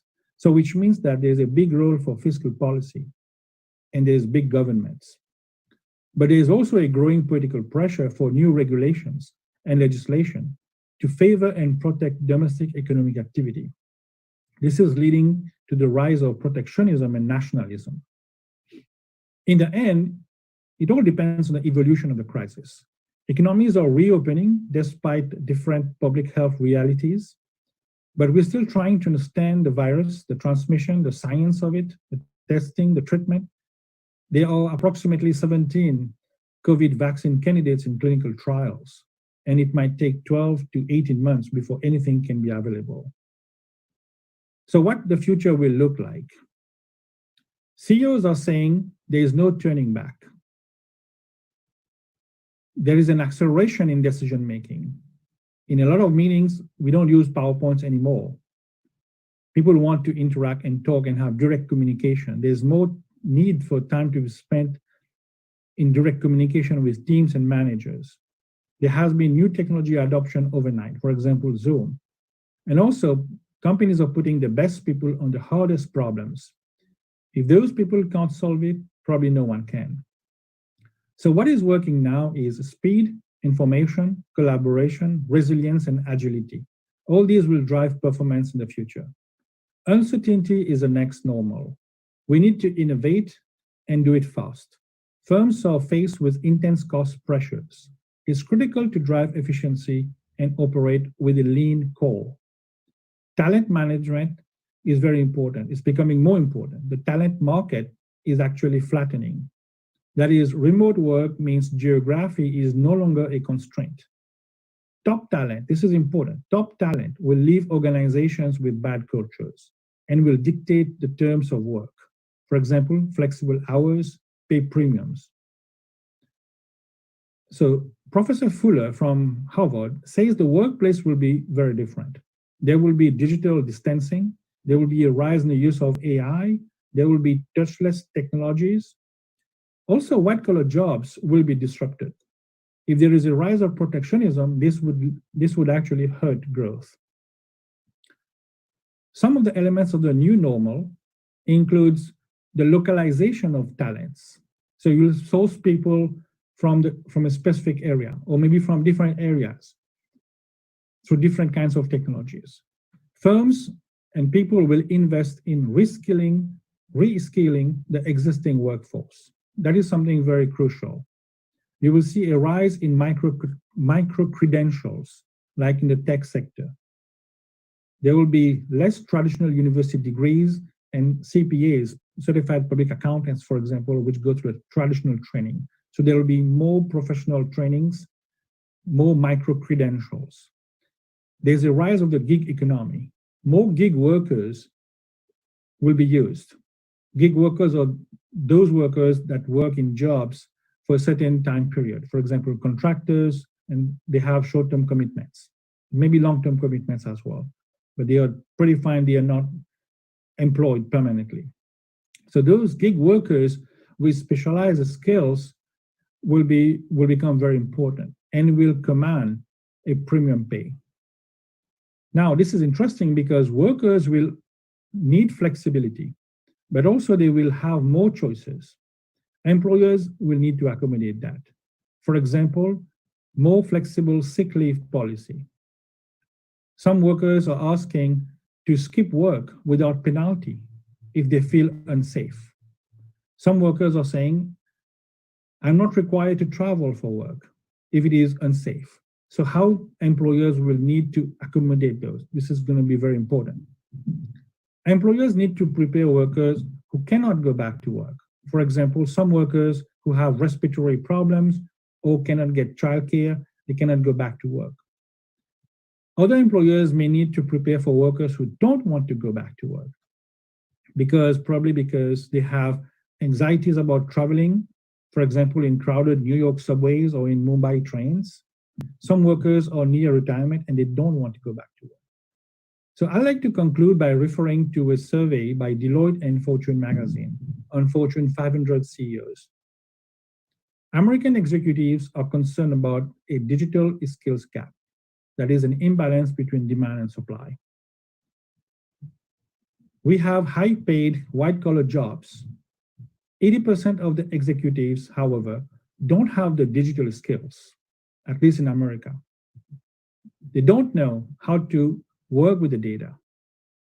Right? So this is very interesting because the high-paid executives, they supervise over processors, but they don't have the technical digital skills.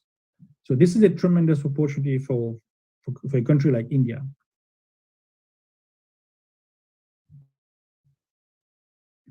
Increasing investments in AI startups. For example, in the past 10 years, in 2009, investment in AI startups was less than $1 billion. Today, it's approximately $18 billion. So there has been a huge increase in private investments in artificial intelligence startups. And finally, gig workers will be paid much more. So gig workers, we're not talking about gig workers which are low-skill workers. We're talking about highly qualified people who can work as freelancers, for example, and they command $100,000 salary. So these are going to be premium workers, not just in the IT sector, but also in various areas like operations, marketing, innovation, R&D, HR, and finance. For example, companies in Ohio cannot attract AI experts because they will be competing with companies like Google and Apple. So it's going to be difficult to retain talent, to get talent, and to pay them competitively. So gig workers will become very premium workers. Again, this is another opportunity for India. So I want to stop here and let you have thinking over this process, how COVID-19 is really changing both the macroeconomic landscape as well as the business landscape. Thank you. Good morning, all of you. I am Dr. S. Sarangapani, faculty from Irbe College of Technology, Sultanate of Oman. I am very happy to be amongst you today to give special address during the one-day international conference, online conference, organized by IRB Publications on the theme, Dynamics of Business and Economics, Role of Creativity and Innovation. My topic is limited to role of creativity and innovation. And it will be covering the dynamics of business and economics in the global perspective. My special thanks to the organizers, Professor Kishore Kulkarni, Metropolitan State University of Denver, and is the Chief Editor of IRBC. My thanks to keynote speakers, Professor A. Mittal Datta, Florida Institute of Technology, Professor Rajiv Surya, Dominican University of California. Managing editor of the program, Dr. S. Veeramani.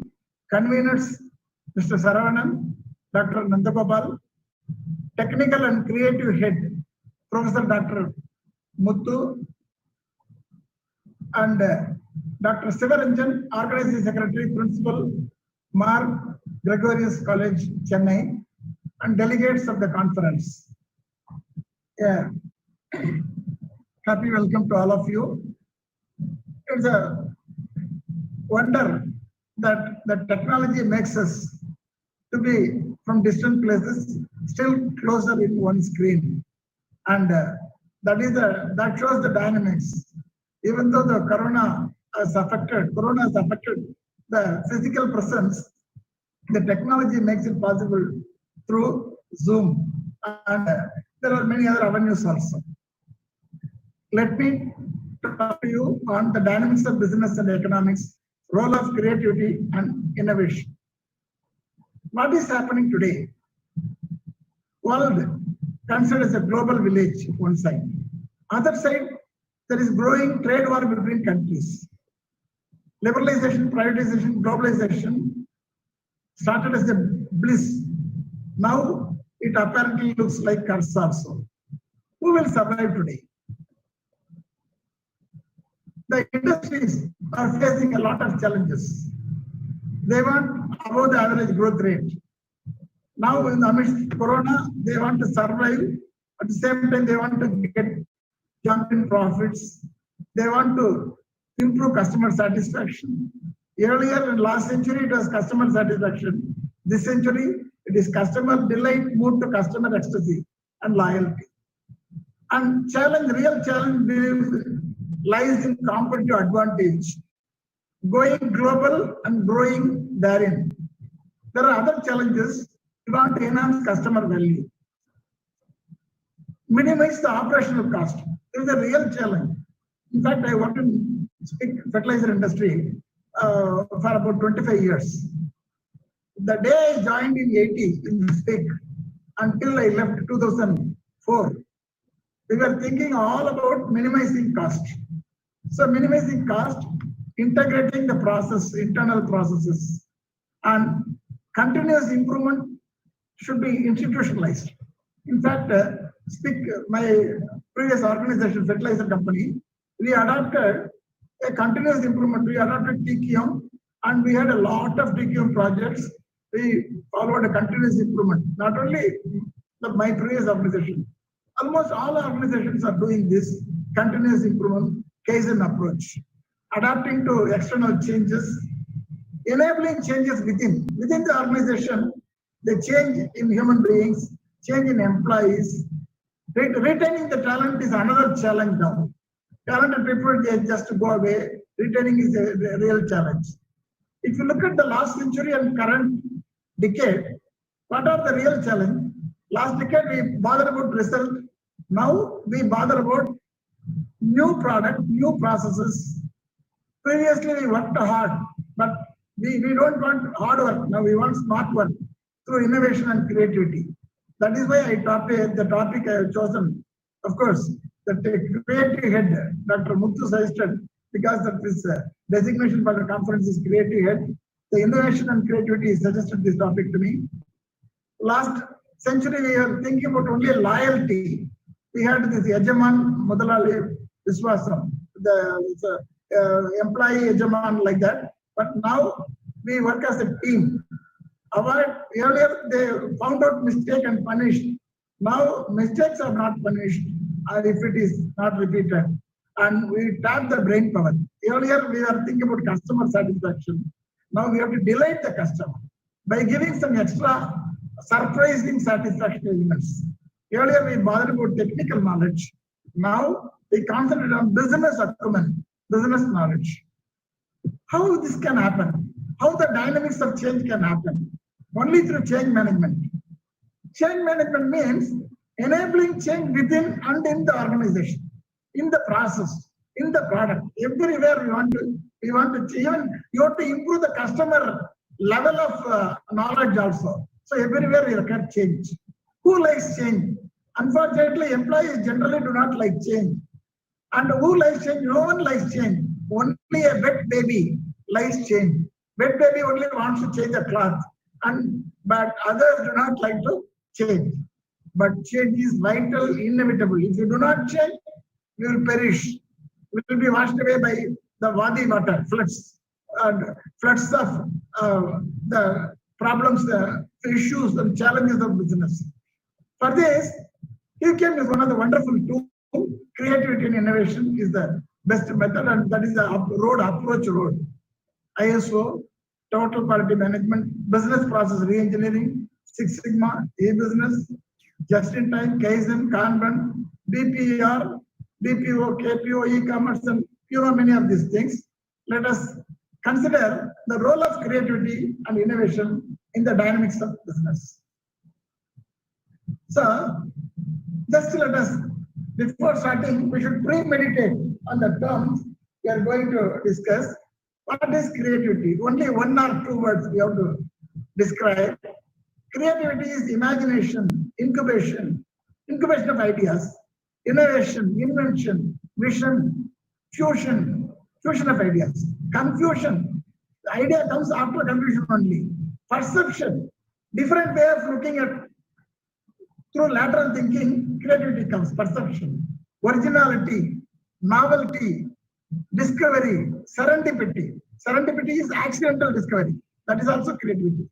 Development, advancement, improvement, individuality, exceptionality, exclusivity, ingenious, clever, intellectual, intelligent. These are the direct or indirect words. So let us define creativity, a way of looking things differently. We are finding many alternatives and choosing some new alternative, and that is the creativity. So creativity is a concept. And innovation, creativity and innovation are like husband and wife, very related terms. So innovation is a process of reaching the concept. Creativity is the concept. Innovation is the process of reaching the concept. Introducing change into a relatively stable system. We have already established system in our factory. We have established system process in our organization. We are introducing some change to accommodate the challenges of the trade or business, and that is innovation. Innovation is invention, action. The concept of creativity is put into action, changing existing system for betterment. Newton was sitting under the tree in his garden, and an apple fell on his head. Maybe had it fallen on me, I would have eaten the apple, but Newton asked why it fell down, and result is gravity. That is creativity. But creativity involves a lot of attempts. Thomas Alva Edison, he discovered bulb, electric bulb, after making 10,000 attempts. So we should understand that all products, all processes, all new things have been achieved out of a thirst for innovation. And all researches have been achieved out of these creativity concepts. See, Newton thought why it fell down, then found out gravity. He gave out the concept of gravity, and that is creativity. Similarly, all processes, all new products, all improved products, all have been found out of the creativity concept. And everything under the sun, everything above the earth is made useful to society out of innovation. We have exploited everything under the sun and above the earth, and we found out a lot of products.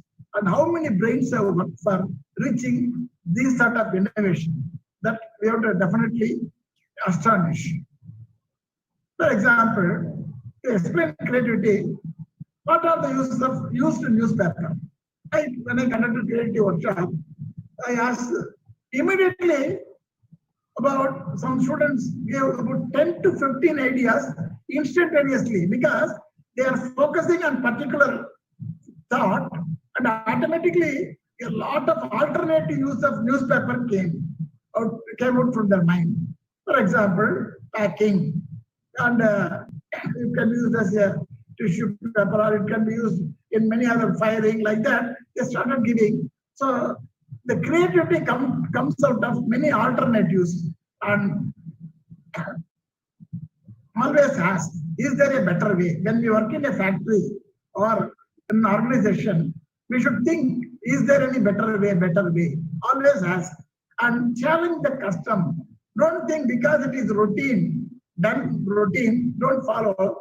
But tradition alone, we should not. We have to do some traditional work also, but we should ask always better way. In fact, I would like to recapitulate how sewing machine was, the tailoring machine was invented by Eliasco. Eliasco actually was thinking about sewing machine, finding out that almost the entire machine was finished. The needle only was the problem. The normal needle will have one side sharp end, other side the hole. And actually, this is the normal needle. But in stitching machine, if it goes, it cannot come out. The same way it cannot be used. Then what she was thinking, how to find out. She was dreaming. She was sleeping and dreaming. Some sort. And at the time, many cannibals came to hunt him. And at the time, each of the cannibal was focusing one spear, like a sword, like Muruga's a sword, the spear, and the spear was having a hole in the focusing side, in the side focusing her, the spear was having a hole. Then immediately got up and shouted, Eureka, I found out sewing machine. Because the hole was near the head, not in the tail. In the tail, it should not be there. Therefore, it found out that sewing machine. This is what is creativity. Why I am saying this example is, if you have focus, even in your dream, you will have creativity. Your conscious mind always thinks about when you are in the working state, when you are in wake-up state, your conscious mind focus on the new product or new process. But when you are sleeping, it goes to subconscious mind, and your subconscious mind also will be working on the creative product. And that is how Elias found out the sewing machine needle. Same way, I will give another example later. Dr. Kekule found out the benzene structure. Therefore, focus is the main point for creativity. And especially in the age of 3 to 5, children ask why, but we do not allow them to ask why. And the children at the age of 5 to 12, they ask why not. We do not allow because we don't want to be disturbed. Some question we cannot answer also. Over 12, they start explaining because, justification. So we should allow the creativity to develop in the child, develop in people from childhood itself. Is it possible to be non-creative? No. Everyone is creative. Can we learn to be creative? Definitely. We have a lot of conventional thinking. We have to remove the conventional thinking and look for different alternatives. I would like to recapitulate what I said about the research. Research requires a lot of creativity. It postulates many abstract ideas, philosophies, theories, hypotheses, assumptions, ideas. From that only, many products are born, or many findings are reached. In fact, from the gravity principle, the pure research, applied research, we have water tank in the 3rd floor, and from there we get water through the kitchen tap in the ground floor. So the principle of gravity is applied. So creativity is much useful in research also. I would like to go through the biological origin of creativity. We have left brain, right brain. Our right brain is responsible for creativity. You can see the ideas, intuitions. These are not come from right brain. If the right brain is well developed, we'll have better creativity. If the left brain is well developed, we'll have more logic and fact. So, using the right brain, we have to generate more ideas. sorry, innumerable ideas. More ideas we have to get. Through the right brain, we have to analyze, we have to logically and sequence it, and we have to analyze it, and we have to find fact in it, and then choose the best idea. Therefore, our right brain is used for generating more ideas and intuitive ideas. Left brain is used for analyzing, evaluating, and thinking logically. Creativity, that's what I told you, right brain is giving lot of divergent thinking, lot of ideas, innumerable ideas. We conduct brainstorming session. In a classroom, if you ask students to give answer for one question, they may take 2 minutes or 3 minutes question, but answering. But within 2 minutes, as many as 50 ideas they will give if we follow the brainstorming session. Because right brain is activated, divergent thinking is activated. So many original ideas are created through this. Left brain is for logical thinking, and that evaluates the ideas. I told you about the Elias sewing machine. Now, I would like you to relate to the concept of Kekule's organic chemistry benzene structure. You can see this is benzene. This is carbon, carbon, carbon, carbon, carbon, 6 carbon and 1 hydrogen. And normally carbon is 4 valency. And here you can see 2 double bond is there. 2 valencies are satisfied here, and here 1, here 1. But you can see between the first carbon and second carbon, 1 double bond. Between the third carbon, fourth carbon, another double bond. And fourth carbon and fifth carbon, another double bond.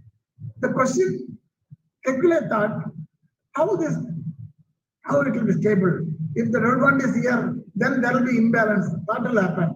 How it can be the chemical benzene can be stable? He was thinking, and he slept like Elias.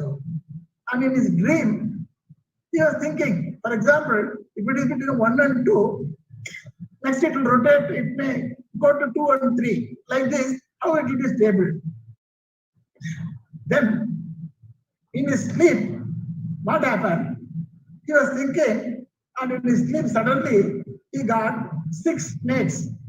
6, this carbon, assume this is the head of the snake, and this side is the tail. So, these 6 snakes catching the head of the 6 snakes' head, catching the tail of another snake. So, like this, 6 in a round orbit like this, it was rotating continuously like a wheel.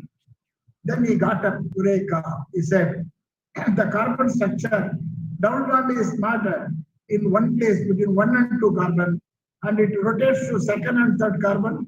Like this, it rotates continuously, and he found out the structure of benzene. Why I am sharing this with you? If your aim is genuine, if you are really focused on creative, if you have a thirst for creativity, even your dreams can be used productively for creativity. That's what I want to establish. And your dreams can be converted into working hours because through subconscious mind is thinking on that. That is how Dr. Kekule, and that's how Elias invented sewing machine. Kekule invented organic benzene structure.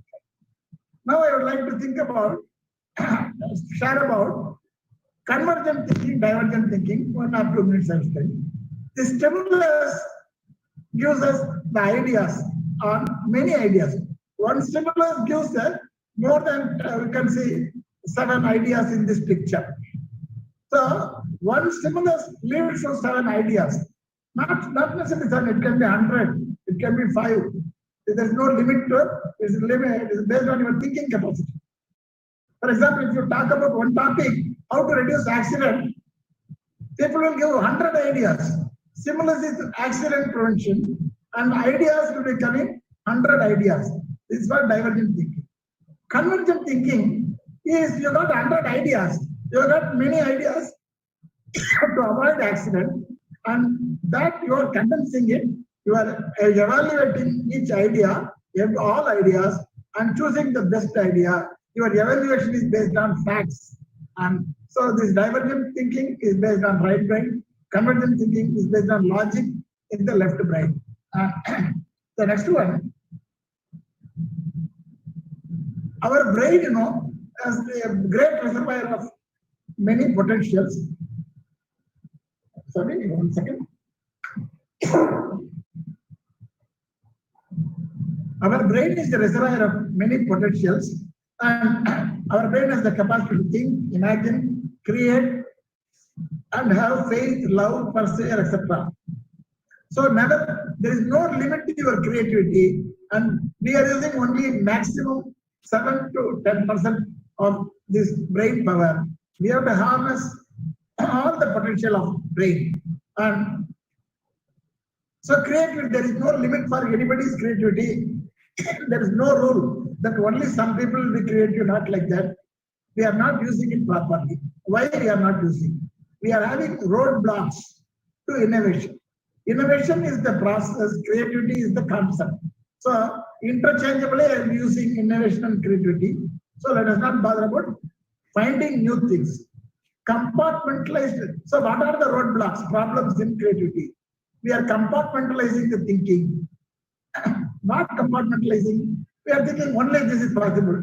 Beyond that, it is not possible. We are thinking like that. This is a preconceived mind.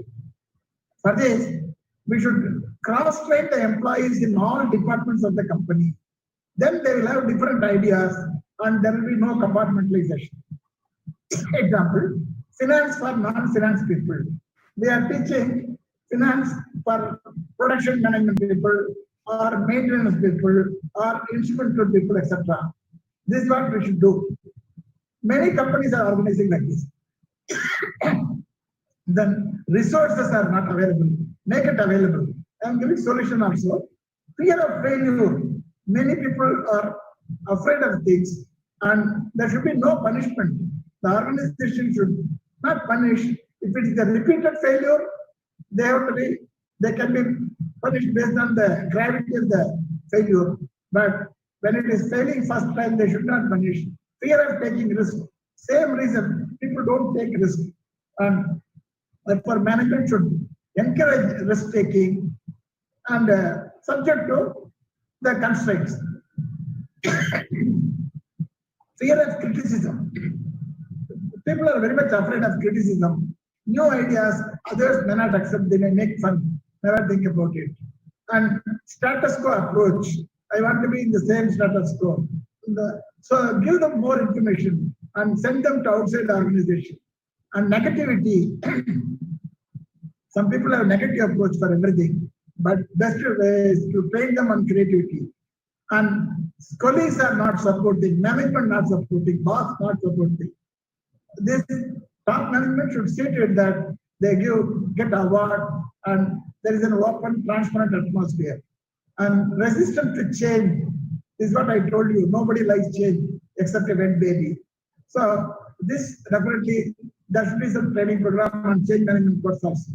Fear of new ideas becoming counterproductive because more competition is there. You have to maintain your market share. I don't want to try with new idea. So this is a group decision making will be a better approach. And there are many blocks to creativity. Try to overcome the blocks, emotional blocks, perceptual, habitual, cultural, physiological, environmental, intellectual. I am not going to tell everything. One or two I will be telling. First, emotional block. People are afraid, fear of failure, taking risk, and their judgment is not correct, not accepting the challenge. So this is the emotional block.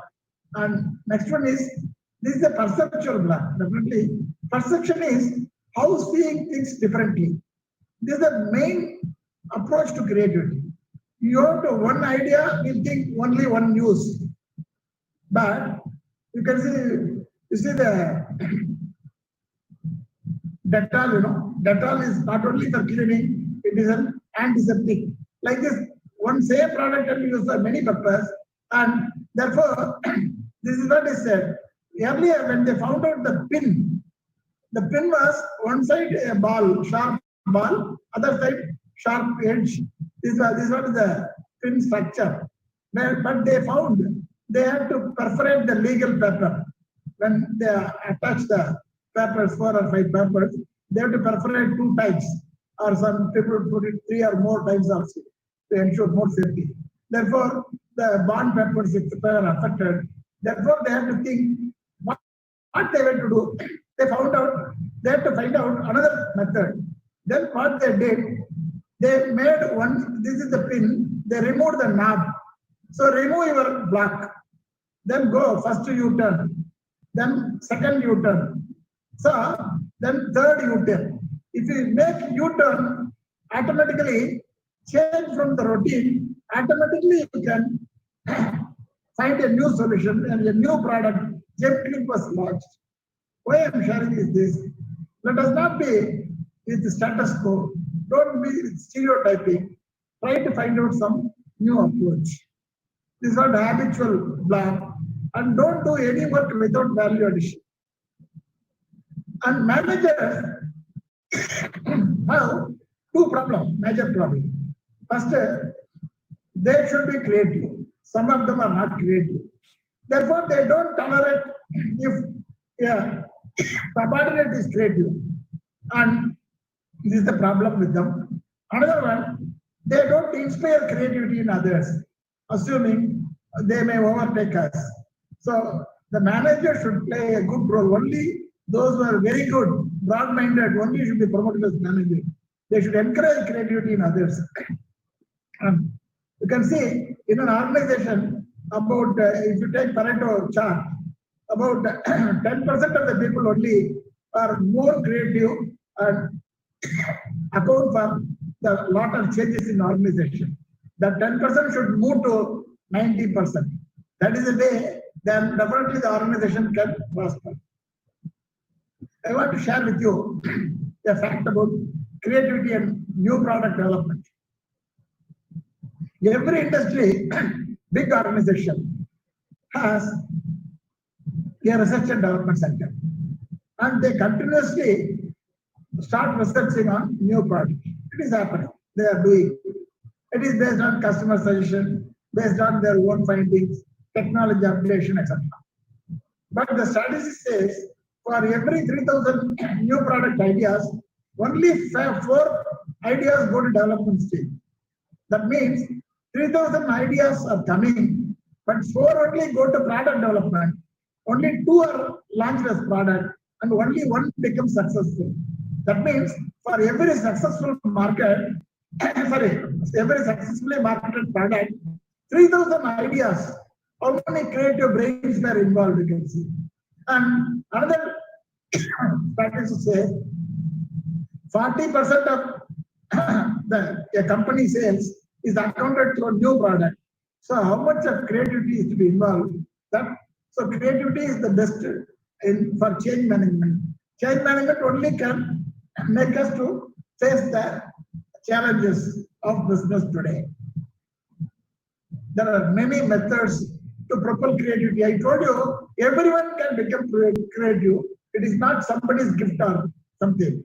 So that you can use many techniques. I'm not going to give techniques, accounts of techniques, just an introduction to 1 or 2. Brainstorming, lateral thinking, and mind mapping, synaptics, morphological analysis, 4 skill analysis, brain writing. There are many, more than 100. If you refer to Edward D. Bono's all books, creative thinking and 6 thinking hats. There are many books you can go through it. Lateral thinking. He has got a book on lateral thinking also. There are many other books. And brainstorming, every organization is using this idea. Very simple.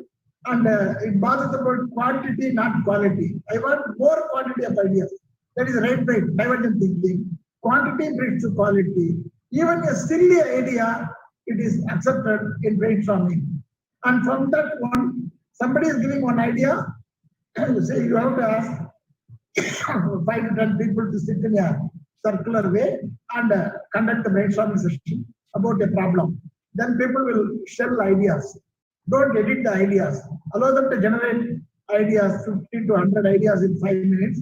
And you should see, still the industry considers that brainstorming is the best idea.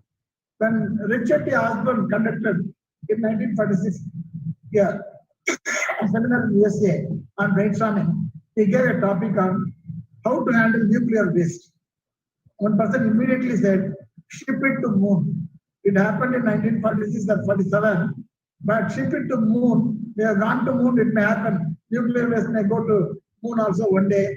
And at the time it appeared very silly, but it may materialize a day. Therefore, we want quantity. If you brainstorm and get more quantity through divergent thinking, then you have to go through lateral, analyze through logical thinking and choose the best idea. Lateral thinking, I'm going to discuss only these two, mainly. Lateral thinking means out-of-box thinking. You have to think differently. First, I'll give an example, then you'll be easily able to understand this. Empty case analogy is you might have read this also. One company was making cigarette packets and it is stored in a carton. The carton was moved through a conveyor and loaded. It's the ISO steel company. What happened one day, they received a complaint that it received empty carton. Empty carton they cannot accept because it's an ISO company, TQM company. They don't want this to happen. Then they analyzed, they brought 10 engineers, they designed machine, they spent huge money. Still, they put a weigher like this, lot of another weigher, every stage weigher. It took a lot of time. One person, engineers could not do it satisfactorily, but it has a cost. The cost was very high. But one person, one workman came, can I solve this problem? He said, yes, why not? He said, bring a gigantic fan, remove the wire, bring a gigantic fan and put near the conveyor where the carton boxes are moving and allow the fan to run. It will blow away the empty box and you will get rid of the problem. So this is out of the box thinking. The process they are thinking only about the weighing, box weight and carton weight, everything they are doing. But this is out of their thinking. In fact, I want to share with you an experience in my organization. We had a sulfuric acid plant. The sulfuric acid plant had more smoke like this. And the smoke was getting settled there. You know, sulfuric acid, sulfur is converted to sulfur dioxide, combustion. Then it is oxidized again to sulfur dioxide, absorbed in low concentrated sulfuric acid like water. It is converted to sulfuric acid. Absorbed. What happened? The sulfuric acid manufacture, we had lot of smoke affecting the nearby villages and getting complaint. Our engineers analyzed very seriously. They checked every process step by step. And they shut down the plant for 2 months. But they could not, when they restarted, same smoke came. Then one loyal technician came with another idea. Sir, this sulfur dioxide gas is going into the absorption tower.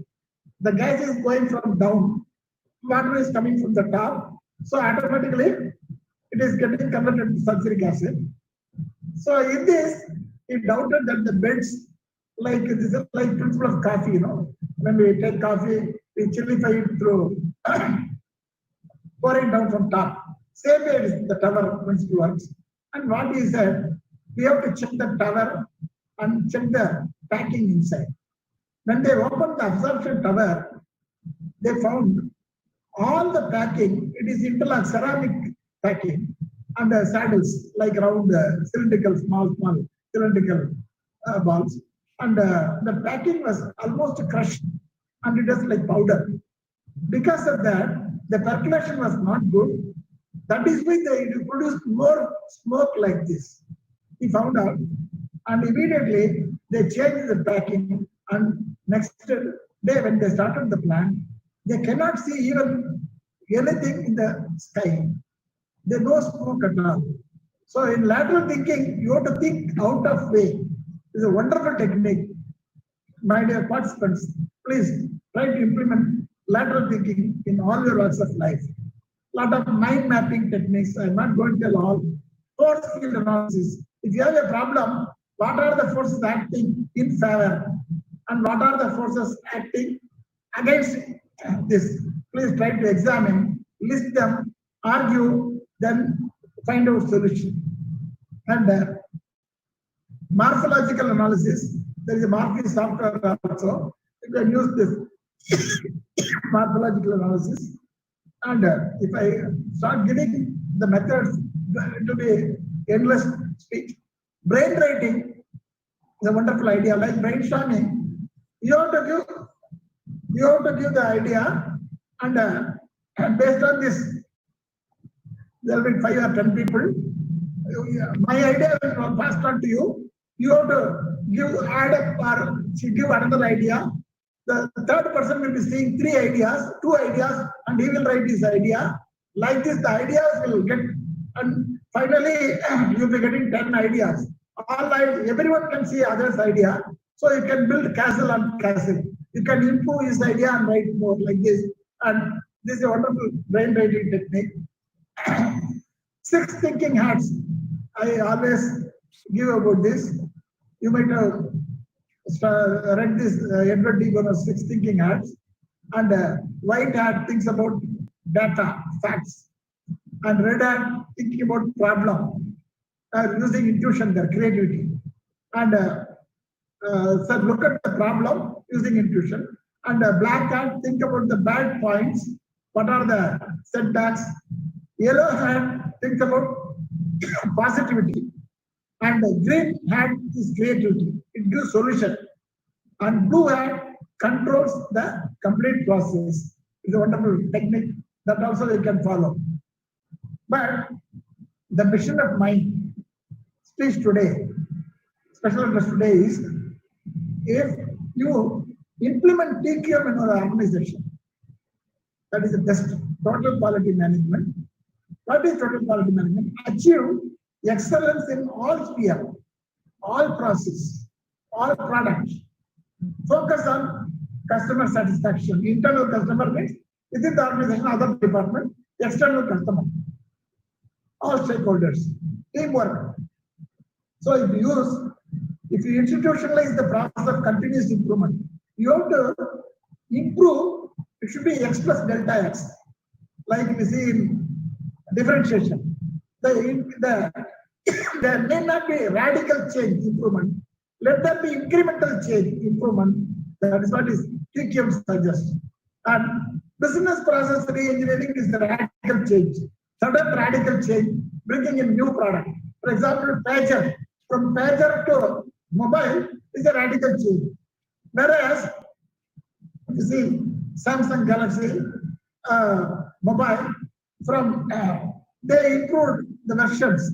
So in Windows also you take version improvement is a continuous improvement. So this you can follow. Apply IT lever, apply TQM, and outsource activities. The organization should concentrate on core competencies. Unwanted work eliminate. And organization should encourage the creativity by new product development, by new method of doing work. But they should allow employees to follow the new methods, new process, not only product, not only methods, process should be changed, reduce the process for cost reduction, time reduction, speed improvement. Like this, they have to improve. New approach to employees. Earlier, employees were treated like slaves in last century. Now they are like partners. Employees are treated like partners of the business. And no, authority is replaced by trust, empowerment, teamwork, cost reduction, and new thinking, new school of thought. This is the way to maneuver the change, to face the challenges of today's world, challenges of what is happening outside the business, and challenges of the dynamics of business and economics today. For this, 5C, challenge for creativity booster, challenge, question it, change, concentrate, choose, continue to improve. Don't sleep after improving, continuous improvement. If you remember, in 1985, I purchased a 2 GB hard disk for some 3,000 rupees, Indian rupee. Those days, if you take in Omani Riyal, it was around 25 Riyal. In 1990, I purchased 8 GB hard disk for same 25 Riyal. In 1995, 20 GB hard disk. 1997 and 98, 80 GB hard disk. And 2000, 160 GB hard disk. And 250 GB as later for same 25 Riyal. And now 1 terabyte hard disk is same 25 Riyal. You can see 2 GB to 2000 GB, same 25 Riyal. This is what is continuous improvement.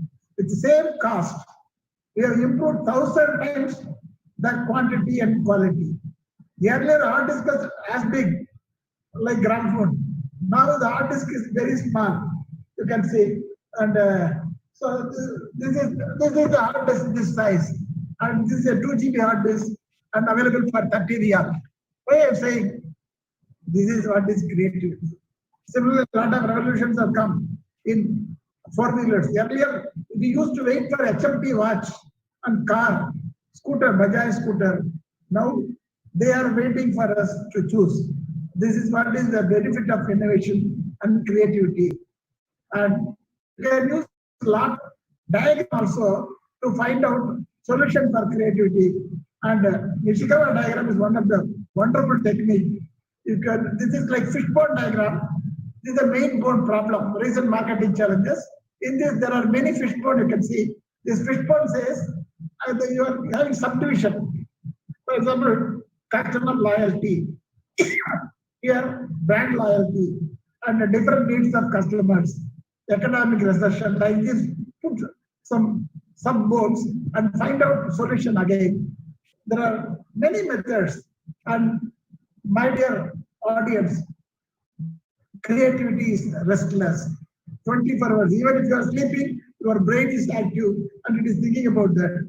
Therefore, never think that creativity is one time, it is restless creativity. Cost reduction, some people think cost reduction and quality improvement. For improving the quality, we need to spend more cost. Not necessary. Cost reduction and quality improvement can be concurrent. By improving the process, you can reduce the cost and improve the quality also. And please focus on this and rest. Organization should encourage as a solution to face the problem, to face the dynamics of business and economics. The organization should focus the inviting solution from employees, should give prize, awards, rewards, certificate of appreciation, allow pep talks, PKM quality circles, research, lot of research journals, e-library, research and development department to encourage and give pep talks and encourage thinking in opposite direction. If some employees are talking opposite, we should not discourage them unless it harms the team's harmony. Allow the creativity personality to be creative. Some people, some managers kill the creativity of others. That should not happen. And encourage employees to be persistent in the process of creativity. With I want to conclude the program with this. There is a Chanakya Niti in Indian wisdom. The Chanakya, he himself credited about change management in those days. And he says, Pushpe Gandhangi Tailam, Gashtavan Bayakridam, Ishtapadam Kadadeva, Pashatnam Vekataka. What it says, you should have the eyes of intellect, not only vision, you should have an intellectual eye. Through that, when you look at flower, don't look for beauty, look for fragments. That is the essence for a flower. When you don't look for just beauty alone, look for a fire in the wood. Similarly, look for not taste, cream in the milk. Look for sugar in cake. Similarly, look for soul in body. Therefore, it directly implies that look for facts in everything. If you look for facts, automatically your mind will be propelled towards creativity. If we go highly creative, the future will be technology born, IPR will boom, and everything will be done through web. Computers will be powerful. Nanotechnology is going to permeate the world. Everything can be purchased through internet. No voice recognition, and only thought recognition will be prevalent, and lifetime tracking of medical history. Four-wheelers, not with the drivers, only automatic traffic codes will be available. And customer thought will be converted into needs, and if they will be delighted. So only creative persons will be remaining employed, others will have employability problems. The organization should take up and should propel creativity in employees. That alone will be a solution to face the challenges of the business. When wonderful people get together, there is born great wisdom. I thank you. I thank the organizers for giving me an opportunity to share my ideas with you. I thank all of you for passion listening. Thank you.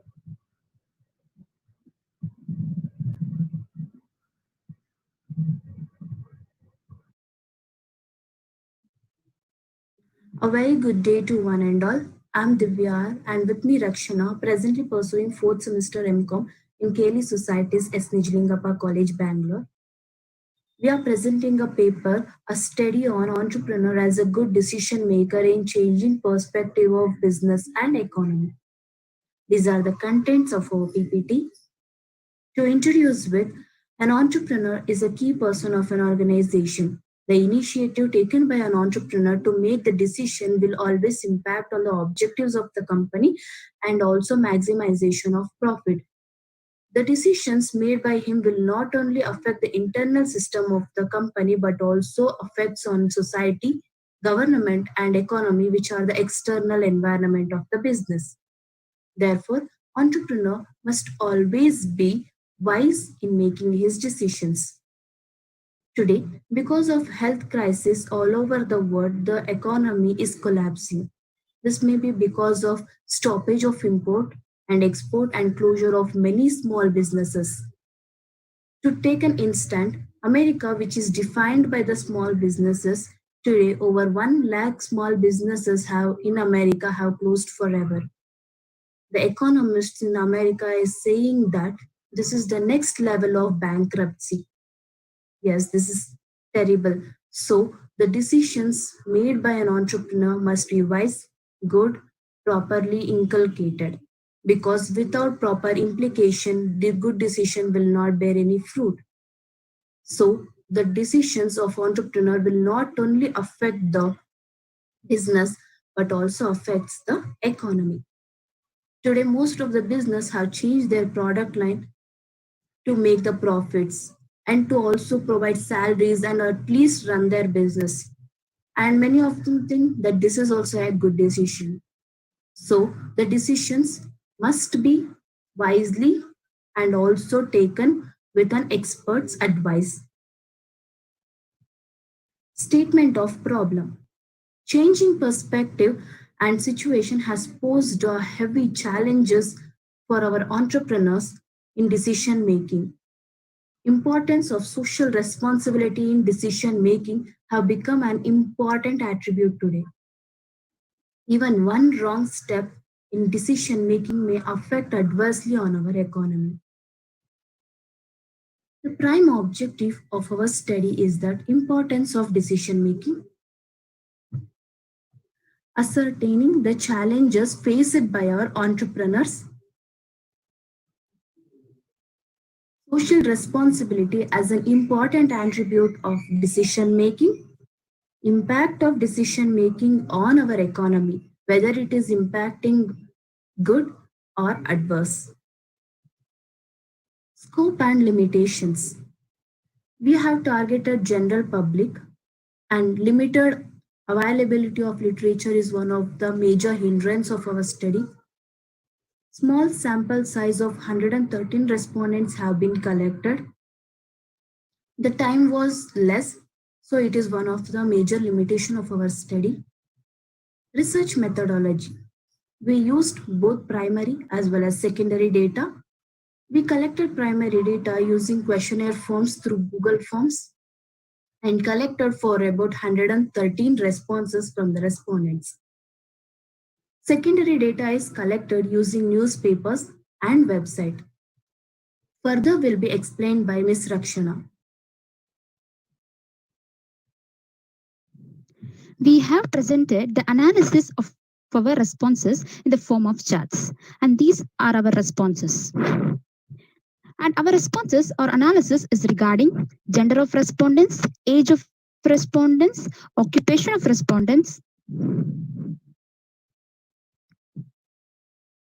reason for collapsing economy, and the motives include or involved in the decision making of entrepreneurs. Presently, the responsibility towards the society is important or not. Right decision must be accompanied by perfect implication or not. Is the changing product line a good decision or not? And is the decisions of business will affect the economy or not? Findings. 56.64% of them are male and 86.73% of them are aged between 18 to 30 years. 45.13% of them are private employees and 8% of them are entrepreneurs. 69.91% of the respondents thinks that health crisis, stoppage of export and import, and closure of small businesses are the reason for collapsing economy. 70.80 of them thinks that entrepreneur while making decision must consider profits, welfare of the employees, and social responsibility. 55.75% of them strongly agrees that social responsibility is important part of decision making. 67.26% of them agrees that a right decision must be accompanied by proper implications. 31.86% and 15.05% of the respondents strongly agrees that changing product line is a good decision for the economy. About 53.10% of the respondents thinks that decisions made for business purpose impact on the economy of the country. Suggestions. Develop capability to foresee the future. The entrepreneur should be proactive and think in advance and guess the future so that they can survive in the market for a long period of time and they can build a brand image and retain their existing image. Increase export activity with safety measures. When the entrepreneur increases export activity, the productivity increases and this productivity gets him more revenues and this revenues in turn helps the economy. Good time to build brand image. In this present COVID-19 situation, the entrepreneur should provide the necessary items like hand wash, sanitizers, gloves, masks at a very cheaper rates, at a very less rate than the market price so that their company or the business will have a positive image in the minds of the people. Create employment opportunities in the rural areas. While creating employment opportunities in rural areas, the unemployment rate can reduce and more people in the rural will be employed and which help in tax component also. Conclusion. One decision of the Stephen Elop of Nokia company in choosing Windows and Android made their company name Nokia to be less visible in the economy and made their survival very difficult in the market. And one decision of penetration pricing strategy made by Mukesh Ambani with respect to the Reliance Jio made them the monopoly in the market and acquire a leadership position in the market. So the decision of the entrepreneur is very, very important and supreme for the business and the economy as a whole. And in this current COVID-19 situation, the decision of the entrepreneur should also include the motive of social responsibility also. So I conclude saying that each and every decision of the entrepreneur will have a huge and tremendous impact or effect on the economy.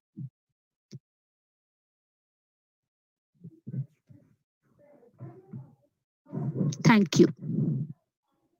Thank you. Hello everyone. Our research topic is a study on external environment of business and its influence on MSMEs in the context of COVID-19. MSMEs play a major role in the developing countries. They are the major source of employment in developing countries. Due to this global pandemic, there is change in the business cycle, like there is health crisis, which has also led to economic crisis across the globe. In order to protect the MSMEs from this pandemic, the government has announced few schemes which would be as follows. Technology Center System Program, Credit Link Capital Subsidy Scheme, Prime Minister Employment Generation Program. These are the following institutes which provide assistance to the MSMEs, which includes NSIC, COIL Board, SCST Hub, etc. The main objective and scope of the study includes the study mainly focuses only on the MSMEs to understand the effects of COVID-19 on MSMEs, to suggest all the possible opportunities that COVID-19 has created for MSMEs despite in destruction in India. Limitations of the study includes the study is limited only to the Bangalore jurisdiction. Inability on the part of some of the respondents to answer certain questions is one of the major drawback of the study. The statistical tools used in the study found their inherent defects. Primary data is collected through interviews and questionnaires. Secondary data collected through research papers, e-journals, and e-magazines. The findings and analysis of our study includes among the various external factors influencing the business, such as political, economic, legal, social, cultural, technological factors, global pandemic like COVID-19 is at its peak in affecting the activities of MSMEs. It is difficult even in normal times for MSMEs to survive because of their unorganized nature, vulnerability, and resilience to change. MSMEs do not have the capacity to deal with something unexpected like COVID-19. Our study had a respondents of 64 in numbers, in which 79% of the entrepreneurs stated that other external factors as the least effect compared to COVID-19 pandemic. COVID-19 pandemic divided life of MSMEs into two phases, that is pre-COVID MSMEs and post-COVID MSMEs. Unlike other sectors, MSMEs involved in the manufacturing and trading activities could not opt for work from home option. Due to the complete shutdown of production activity, revenue generation and sales remained halted, but at the same time, maintenance cost of machineries had increased. The MSME sectors faced a severe shortage of working capital, including delay in payments, shortage of labor, and disruption in supply chain. In the post-COVID-19 phase, decreased demand for non-essential goods and services, which pulled MSMEs engaged in the production of non-essential items like motor vehicles and automobiles industry into the stage of extinction, as well as restriction on movement of goods and services between states other than essentials, affected the performance of non-essential items and services rendering sectors. Change in customers' taste and preferences. MSMEs which are involved in the fast food and beverages has to make a shift into traditional foods because of the rise of health consciousness among the modern youths and families in the post-COVID-19 scenario. Restarting production activities under Unlock 2.0 machineries and equipments are found erected. The cost to kickstart the operations has increased. Those non-essential goods and services producing MSMEs which could not cope up with the consequences of COVID-19 are forced to merge with large organizations, wherein such MSMEs has decided just to survive and sustain other than making expected profit. MSMEs which involved in the import of raw materials from foreign country and export of goods and services other than the essentials, even after Unlock 2.0 could not continue its operation due to disruption in the global supply chain, which is ultimately affecting the export of Indian economy. Insufficient availability of trained laborers since the pandemic made employees to navigate to their native places. Above all, the pandemic has also created a fortunate opportunity for India's pharmaceutical industry to shine, wherein MSMEs directly and indirectly contribute to the major export of pharmaceutical products by supply of intermediate goods and services to the pharmaceutical industry. On the other hand, sectors such as entertainment, travel, and tourism are at its peak of incurring losses. Textile garment industries are also gaining significance over the pandemic by directing their business plans into manufacturing of masks and PPEs. thereby withstand in the current situation with products which has huge scope among the population. It is found only in India, 8.6% of the MSMEs are involved in manufacturing of innovative products. Suggestions to our study includes COVID-19 and the resultant lockdown has dealt a body blow to millions of MSMEs in the country. Without assistance, most find it difficult to survive. But seeking to experts' advice and determining the extent to which COVID-19 created financial disruption will create a path to take necessary steps and move forward.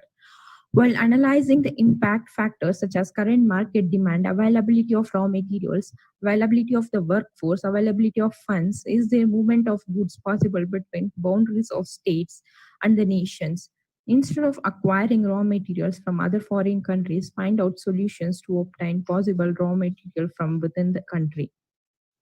A business plan drafted before COVID-19 outbreak is said to be outdated. Due to shift in business cycle and shift in consumer choice of preferences, required to outline a new business plan with huge scope for innovation, technology, quality products and services at reasonable price and profit. MSME should aim at analyzing the cost reduction and cost elimination method by way of avoiding unnecessary costs to the enterprises, such as cutting advertisement expenses up to a certain period of time, converting fixed cost into variable cost. For instance, MSMEs can pay rent based on its level of units manufactured or based on its volume of sales made during the month. New budget must be drafted to deal with the course of action in the post-COVID scenario, and that budget should aim at eliminating unnecessary costs or spending. Reinvestigate into the funding strategies, considering the government's rescue plan of 3 lakh crore collateral-free loan under Atmanirbhar Abhiyan Yojana. Our further suggestions include a step-by-step execution of the plan strategies and actions. Businesses kickstarted during Unlock 1.0 and 2.0 of COVID-19 is actually starting a new business, wherein MSME should not aim at making huge profits in the initial days. On the part of government in saving, MSMEs should aim at waiving of fixed charges and variable expenses like electricity bills in the initial stages of post-COVID phase of MSMEs. The government should aim at bringing all the unorganized and scattered MSMEs into the roof of organized sector, since in India, 98.5% of the industries fall under MSME sector, as well as should promote the mechanism of better accountability and transparency in the MSME sector. Other suggestions includes MSMEs to come under unorganized sector would provide opportunity to grow through exposure to a large customer base and access to technologies, which would promote quality matching with international standards. Collaboration with technology startups and startups with innovative ideas could result in exponential scalable growth for MSMEs.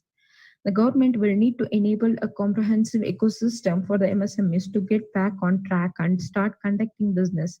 It is also important that the financial relief should not just aim at eliminating short-term liquidity hindrances, but also should address medium and long-term requirements of MSMEs.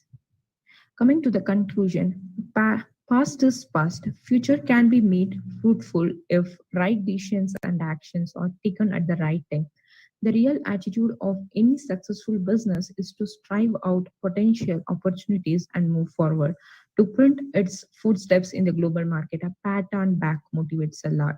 Government of India, in order to provide life to its lifeblood of Indian economy, redefined MSME's investment and turnover limit to avail the benefits of innovative schemes and credit facilities, made MSMEs, which are in its stage of extinction, to wake up like a tortoise and compete with the overconfident rabbits. Talk of the town, boycott Chinese product created a fortunate opportunity, especially for the Indian MSMEs, to have made in India products all around India, as well as catered to the needs of global countries. With India's enormous amount of human resources available, this contributes not only to the economy of India, but also motivates and creates a pathway amongst the youth population having creative and innovative business ideas to open up business and succeed along with the success of the nation. Thank you.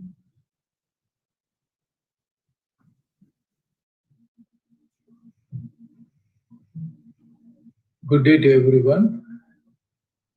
First of all, I have to thank our organizing committee for giving me an opportunity to present my paper. Will 3 plus 3 will be equal to 9? Let me introduce myself. I'm Dr. Chandrachud, professor from Department of Economics, Wales Institute of Science, Technology and Advanced Studies. This is my contact number.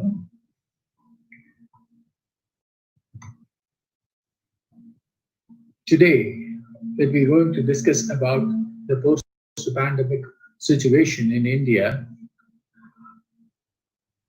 This novel idea came out of our economic view, whether this post-pandemic period forced us to make 3 plus 3 equal to 9. People may get surprised how it is possible. The logic of this slogan is a new economy for India. The first 3 implies the major 3 sectors: agriculture sector, industrial sector, and service sector. And the second 3 indicates the working sector, that is public sector, private sector, and the foreign sector. By combining these 3 set of sectors, we have to make a 9. That is a new India, new economy, the 9. Actually, this particular paper is having 6 chapters. Chapter 1 discuss about few theories which are from the classical period, and chapter 2 will give what are the previous study about this, like what are the recession period, what is the depression and other financial crises we faced by this globe. And chapter 3 trying to explain what is the current pandemic situation. And chapter 4 is what are all the initiatives taken by central government and state government to recover the economy.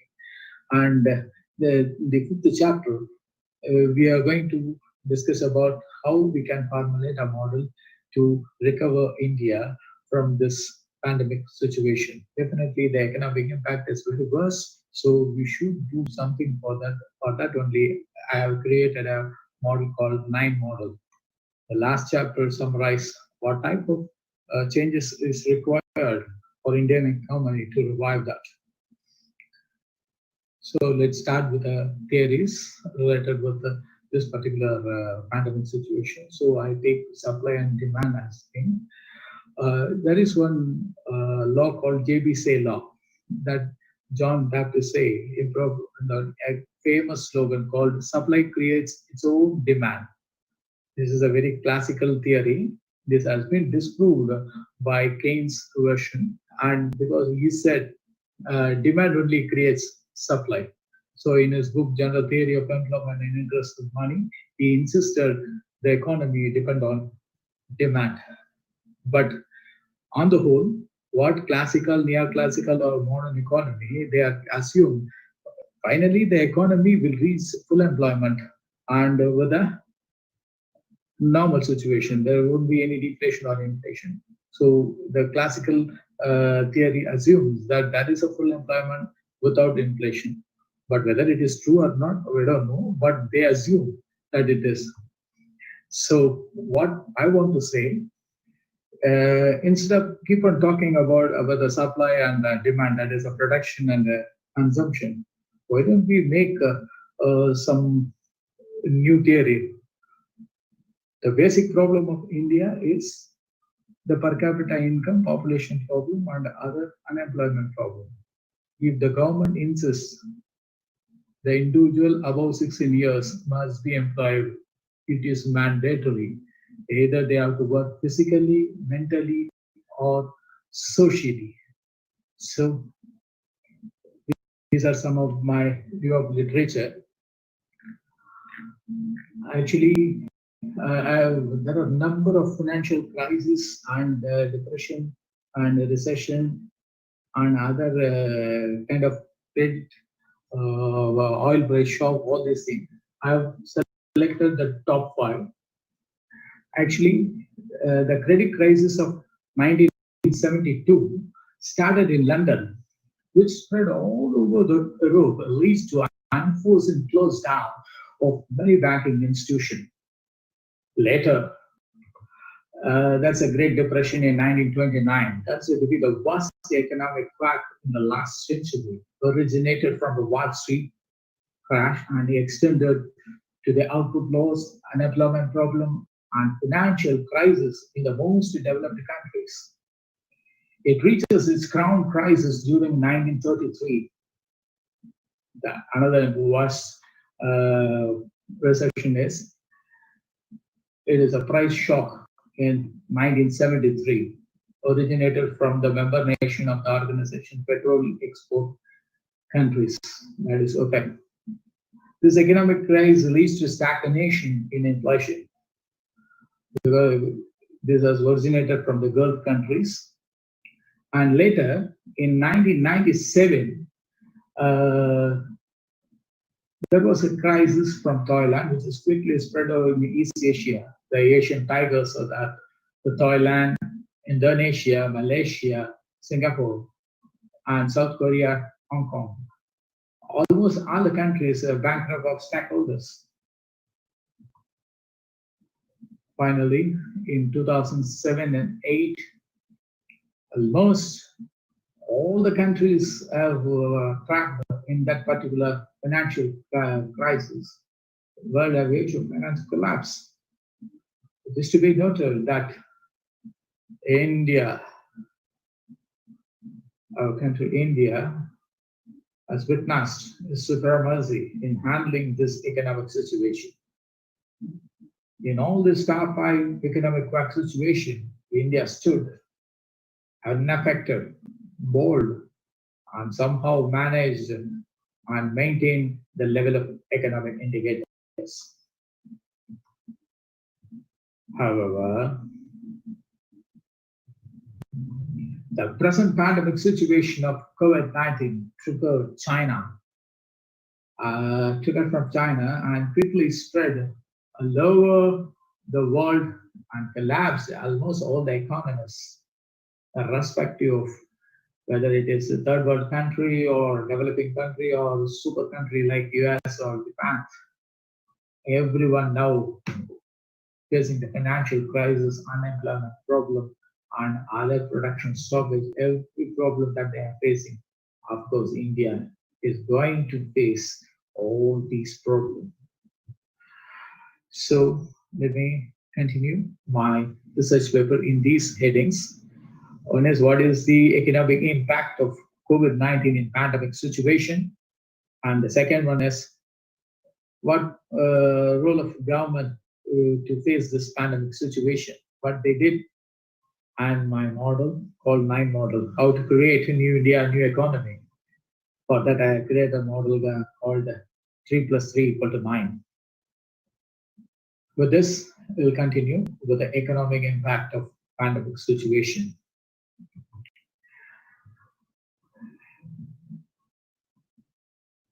Actually, according to the government records, the 4th quarter of 2019-20 fiscal year, the economic growth of the economy has reduced to 3.1% due to coronavirus pandemic situation. Already, India has witnessed a slowdown in the pre-pandemic period, and the pandemic COVID-19 has added the fuel to the burning duck. The World Bank also rightly pointed out that the current pandemic slowdown makes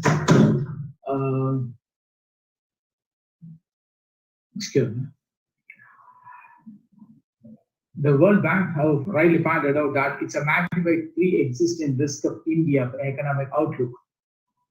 Most of the rating agencies of global have made a precaution that there will be a negative growth and signaling the recession. One of the biggest commercial bank in India, the State Bank of India, conducted a research and announced that over 40% of contraction in GDP during the first quarter of financial year 2021, and it will be a further increase in the forthcoming period. Most of the prediction in the world level indicates the unemployment level will rise from 6.7% to 26% in the financial year 2021, and it will reach 45% in the end of the time. And it is to be noted that the estimated rate value of coronavirus outbreak nearly 21,000 crores per day, but some studies have said it is 32 crores per day during the 21 days lockdown in the March, April 2020. The lockdown has been extended more than 3 months. The production stopped abruptly, and the mobilization of resources is stagnated. The purchasing power of the public reduced drastically, and even the contractor and casual labor starved, and jobless migrants moved to their hometown, and it catalyzed a huge unemployment level. The huge number of marginal who engaged in growing perishables and vegetables, fruits, or stopped their production due to uncertainty, and those who are cultivated find it difficult to move out from ultimate consumers due to lockdown. Most of the education institute and a few trains have been converted into apartment health and clinic, and also the international transactions stopped due to lockdown. Most of the private firms find difficult to continue their entrepreneurship and facing a heavy loss due to lockdown. All the education institutes are not able to impart education to the students and planning to take online classes. These are some of the lockdown results. We have summarized: there's a production stoppage, loss of job, scarcity for essential commodities, and high price for vegetables and fruits, and those output are not able to transit to the required place. And even some of the private firms find difficult to provide salary to their employees due to work stoppage, but still somehow they have managed and they have continued. In the future, we don't know what's going to happen. So now let's move to what is the role of government under this pandemic situation. I have to accept the Indian government for pandemic dynamic role, both in central and state level of government, is restricted to spread coronavirus in a great extent after knowing the economic evil effects of first pandemic period. In order to rescue the economy, the post-pandemic crisis, on April 17, 2020, the Governor Central Bank, the Reserve Bank of India, announced a special finance to 50,000 crores Indian rupee to three major banks: is NABARD, SIDBI, and NISP. That is National Bank for Agriculture and Rural Development Bank, and Small Industries Development Bank of India, and National Housing Bank. And on May 12th, the Honorable Prime Minister Narendra Modi announced an overall economic package of 20 lakh crores, nearly 10% of our GDP, to achieve the self-reliant nation. And in the next 5 days, that is from May 13 to 17, our Honorable Finance Minister, Mrs. Sitaraman, announced a detailed economic packages. And 2 days later, that is 20th of May, we have cleared almost all the economic packages, and of course, free food grains package also. These are all the contribution from the central government. Now let's start with the state government. Almost all the state governments survived with the things, especially a special thanks to Tamil Nadu government and Maharashtra government, who have faced a worst pandemic situation. As far as the Tamil Nadu state government is concerned, the government has tried level best to face the pandemic situation, announced rupees 1,000 twice for almost all the families of the state, and they provide free rice, oil, provisions for 3 months through civil supply. most of the private firm, irrespective of stoppage of thing, they disperse salaries to their employees. That definitely is appreciable sign. Why? Because each and everyone have worked to that level, and not even the government, but also the private sector have contributed well. And now we'll know how to solve this pandemic situation. For that, I have created a 9 model called 3 plus 3 equal to 9. There are 3 sectors: agriculture sector, industrial sector, and service sector, and public sector, private sector, and foreign sector. So almost all the agriculture sector are in the hands of the private sector. Why? Because the landowners or the agriculture sector. What my suggestion is, from the private, some land or is agriculture related activity should move from private to public and foreign sector. Similarly, the industrial sector also, with the public sector and private sector, we should share equally with the public, private, and foreign. Of course, the service sector, the agriculture contribution is nil for the service sector. The service sector is in the hands of the private, which should move to the public sector. So each and every source of work and operating sectors must have a link called production operative model.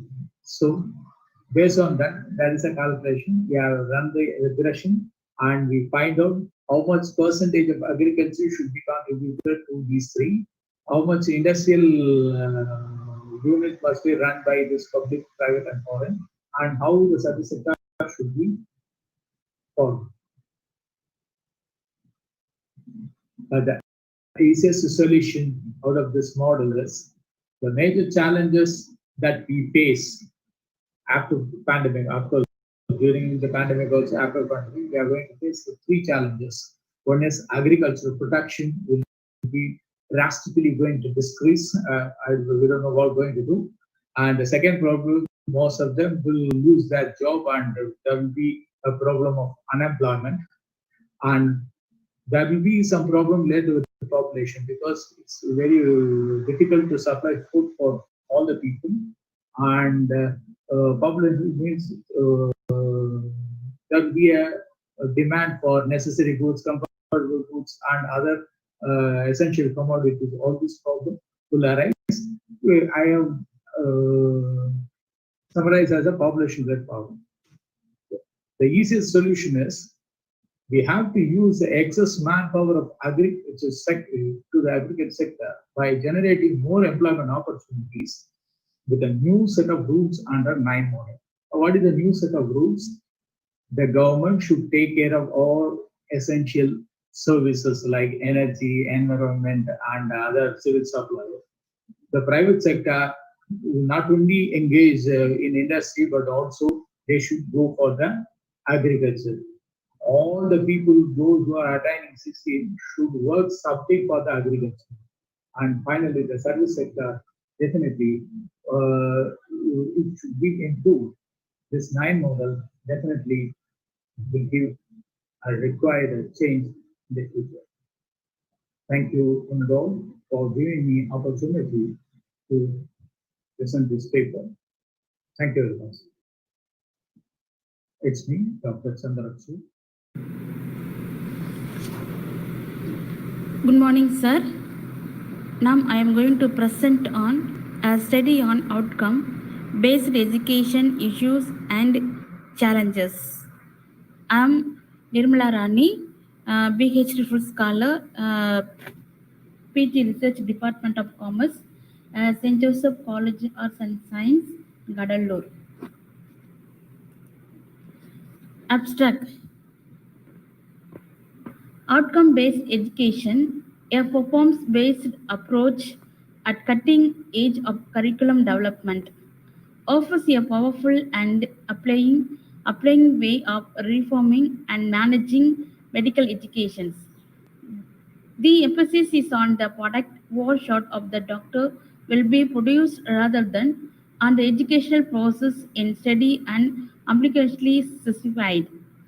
This determines the curriculum content and its organization, the teaching method and strategies, the course offered, the assessment process, the educational environment, and the curriculum timetable. They also provide a framework for curriculum evaluation. A doctor is a unique combination of different kinds of abilities. A three-circle model can be used to present the learning outcome in medical education. With this, the tasks to be performed by the doctor in inner core, the approaches of the performance of the task in the middle area, and growth of the individual and his her role in the practice of the medicine in the outer area. Now you see the introduction. With the country to the fact the most teachers put the center of the attention too much on what they teach rather than and what the student learn. Outcome-based education emphasis on what is expected from the student to finally achieve when they complete the course rather than how they achieve it. Outcome-based education is defined as the approaches to education in which the decisions about a curriculum are driven for outcome the students. Should we display the end of the course professional knowledge, skills, abilities, value and attitudes rather than the educational process. It highlights the fact you have to know the final decision of their journey before you start again. Exploring a new way of the designing tertiary education is a wonder sight worldwide pursuit. There is a need tertiary education to provide both professional knowledge, skill, and all-round activities to the graduates so and to enable them to face diversified yet global demands. If the 21st century in the society. Now you see the outcome-based education. Why is outcome-based education means the first technological development. The second one, building learners' competence, competitive advantage of then robust system of CQI. Next, you have the definition of the outcome-based education. A student-centric teaching and learning methodology in which the course delivery, assessment are planned to achieve shared objectives and outcomes. It focuses on measuring student performance. For example, it outcomes the different level. Now this is the model of overview. Outcome-based education became the fundamental philosophy of higher education in the philosophers. It all curriculum, including that your teacher education, will be encouraged out the concept of outcome-based education in terms of course designing, intellectual planning, teaching, and assisting students' learning.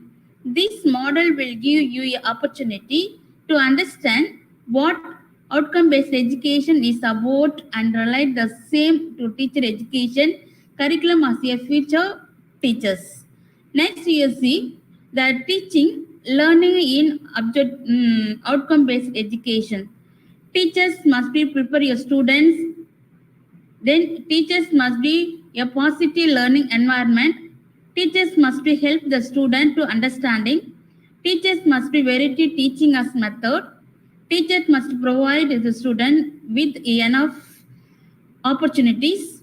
Teachers must help the students to bring each learning a personal closer. Next, traditional education based system. The traditional education based system teaching a style in often describes a teacher content, lecture, curriculum center, and formal in the words transmitting information from the teacher or the student. The traditional learning provides the learner with knowledge or skill or both, but they are not complete a specific context. So the learning take place here and cannot regarded as outcome-based learning. It belongs to the input part of the learning process.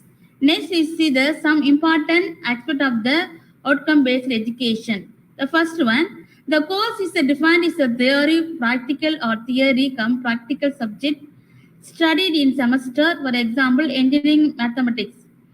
Outcome, course outcome statement that describes significant and essential learning that learners have achieved and can really demonstrate to the course. Generally, 3 or more outcome may be specified for each course based on the weightages.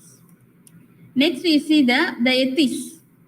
The applying ethical principles and commit the professional ethics and responsibilities of norm of the engineering practice.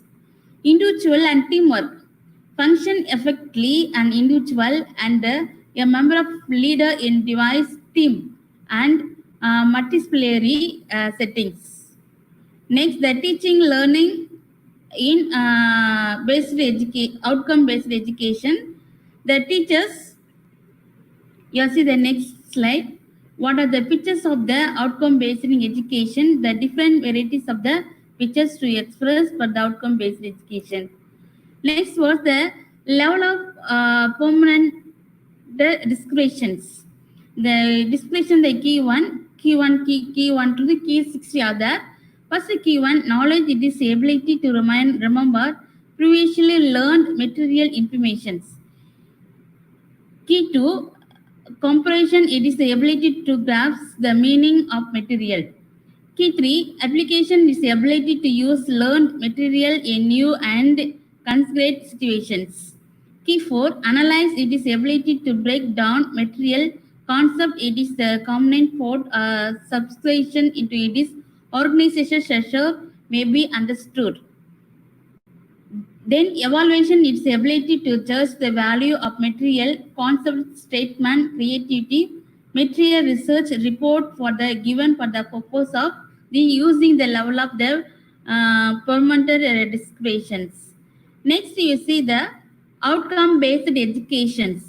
The outcome-based education to use the technical area and country then can be solved the problem. It is committed ongoing learning. It is a creative. It has the average of the communication skill. It is with the new technological development. It's specific. Then can participate management process and decision making. Then can work integratively. Then the teaching learning in outcome-based educations. Teaching is the learners to learn. Learning is measured by this outcome. Then whatever approach to teaching used, their intent should be focus of learning rather than teaching. Subject do not exceed, it is the isolation, but link between them should be made. It is important that students learn how to learn, hence the teacher should be inactive, how there should be teaching learning to be done under objective-based education. Next is the desire, teaching and training. What the courses of outcome-based education to express? There are the structure of the teaching learning. First theory, practical, seminar, problems, assignment, and project work. Next, the teaching level of the first one. The teaching responsibility to know outcome content will the teaching clearly in detail. Therefore, it is the student attend the lecture to listen carefully, to take note, to read and recommend reading and write an exam. Teaching strategy is held consent usually in the form of lecture. The difference in student performs in attributed to difference between the students in ability, motivation, what should the school they went to, cultural background, and so. When the students did not learn the just pass in the +2, they could not learn become the admit in the 10 years. They lack of the motivation to all. The students lack of student study skills, but it is not any problem. The student may be less academically oriented. That is usually the challenges for the teachers today. It is secured the teachers to question himself what lesson would be doing might make them learn more effectively until they ask rather than teaching unlikely to changes. Then how to improve the students' today performance? Relax and the fruit of the success. Relax the effect of failure, get encouragement, inspire or motivator. Students also perform where the competitive spirit as well as the appreciation encouraged in the classmate, and all the things. Then key guidance of for outcoming based learning. Visualization to terminologies, cooperative and coherency learning, initiative based instructions, differentiations, applying teaching in the classroom, proportional development. Next, we see the how the students are to learn in the outcome based education and the pictures. Next, I concluded outcome-based education. This paper provided an overview, the key of the characteristics of the outcome-based education and its application in various contexts. The approaches is based on sound educational principles and provide to the framework the students to acquire the necessary fitness to practice. The level of education's understanding of the outcome-based education still very level. Is very low level. For successful implementation of outcome-based education, the educator should understand the outcome-based education system. All the sudden of the traditional approaches should not be thrown away, but should be used to a means towards implementing outcome-based education. Educators should change into improve the way of instructing and accessing the learner's work. Affiliating universities should frame the curriculum, students assessing system, and teaching methodologies in each such a way the student should realize the importance of the outcome-based education system. It is necessary to find method to implement the travel graduate attribution individually and successful manner. Also, the entire academic institutions in the nation should follow the common way of the producing the graduation following the outcome-based education. Then the importance of the outcome-based education is relaxed. Now, the outcome-based education is important for the students and all the peoples. Okay, thank you, dear sir. Thank you, sir. Good morning, everyone. I am Mrs. J. Lilly, Assistant Professor, St. Anne's College of Arts and Science, Dindivanam. First of all, I thank Almighty God for giving this wonderful day. Next, I thank the organizer give me this wonderful opportunity. My topic is e-tailing. E-tailing stands for electronic e-tailing. It includes the sale of goods and service through the internet. In the era of globalization, companies are using the internet technologies to reach out to valid customer and to provide a point of contact 24 hours a day, 7 days a week. It can include business to business, that is, where the companies sell finished goods or products to consumers online, and business to consumer sales, where the companies sell to other companies. In this method of transaction, the buyer and merchant are not present at the same physical location. The alternative names are e-web store, e-shop, e-store, internet shop, web shop, web store, online storefront, etc. Let us talk about the two types of e-tailers. First one is pure play e-tailers. This type of e-tailers uses the internet as its primary means of e-tailing. Example, buy.com, Fashion and You, Amazon, etc. Bricks and clicks e-tailers. This type of e-tailer stores which have physical presence and uses internet to sell its goods and services. Process. Customer visit, choice of the product, registration, ordering, payment, product delivery, customer feedback. Let us see one by one. Customer visit. The customer accesses the website of the e-tailer through his or her mobile PC or laptop. choice of the product. After visiting the website, the customer choose the product he or she wants. Next step is registration. Customer may be asked to register within the website. He or she needs to log in before ordering. Fourth one is ordering. The buyer can order item. Before that, he can follow some few steps. That is, submit the order, enter their name, phone number or mobile number, mail ID, address and landmark where he is located, delivery preferred time, enter their order, at last submit. Sixth one, payment. Credit or debit card payment. The buyer will need a credit card or debit card for most sites. Allow the website to save the payment details so the buyer do not have to provide a card number every time he or she shop. Net banking payment. Majority of the website support a large number of banks. The surety of transactions are ensured using secure gateway. Cash on delivery payment.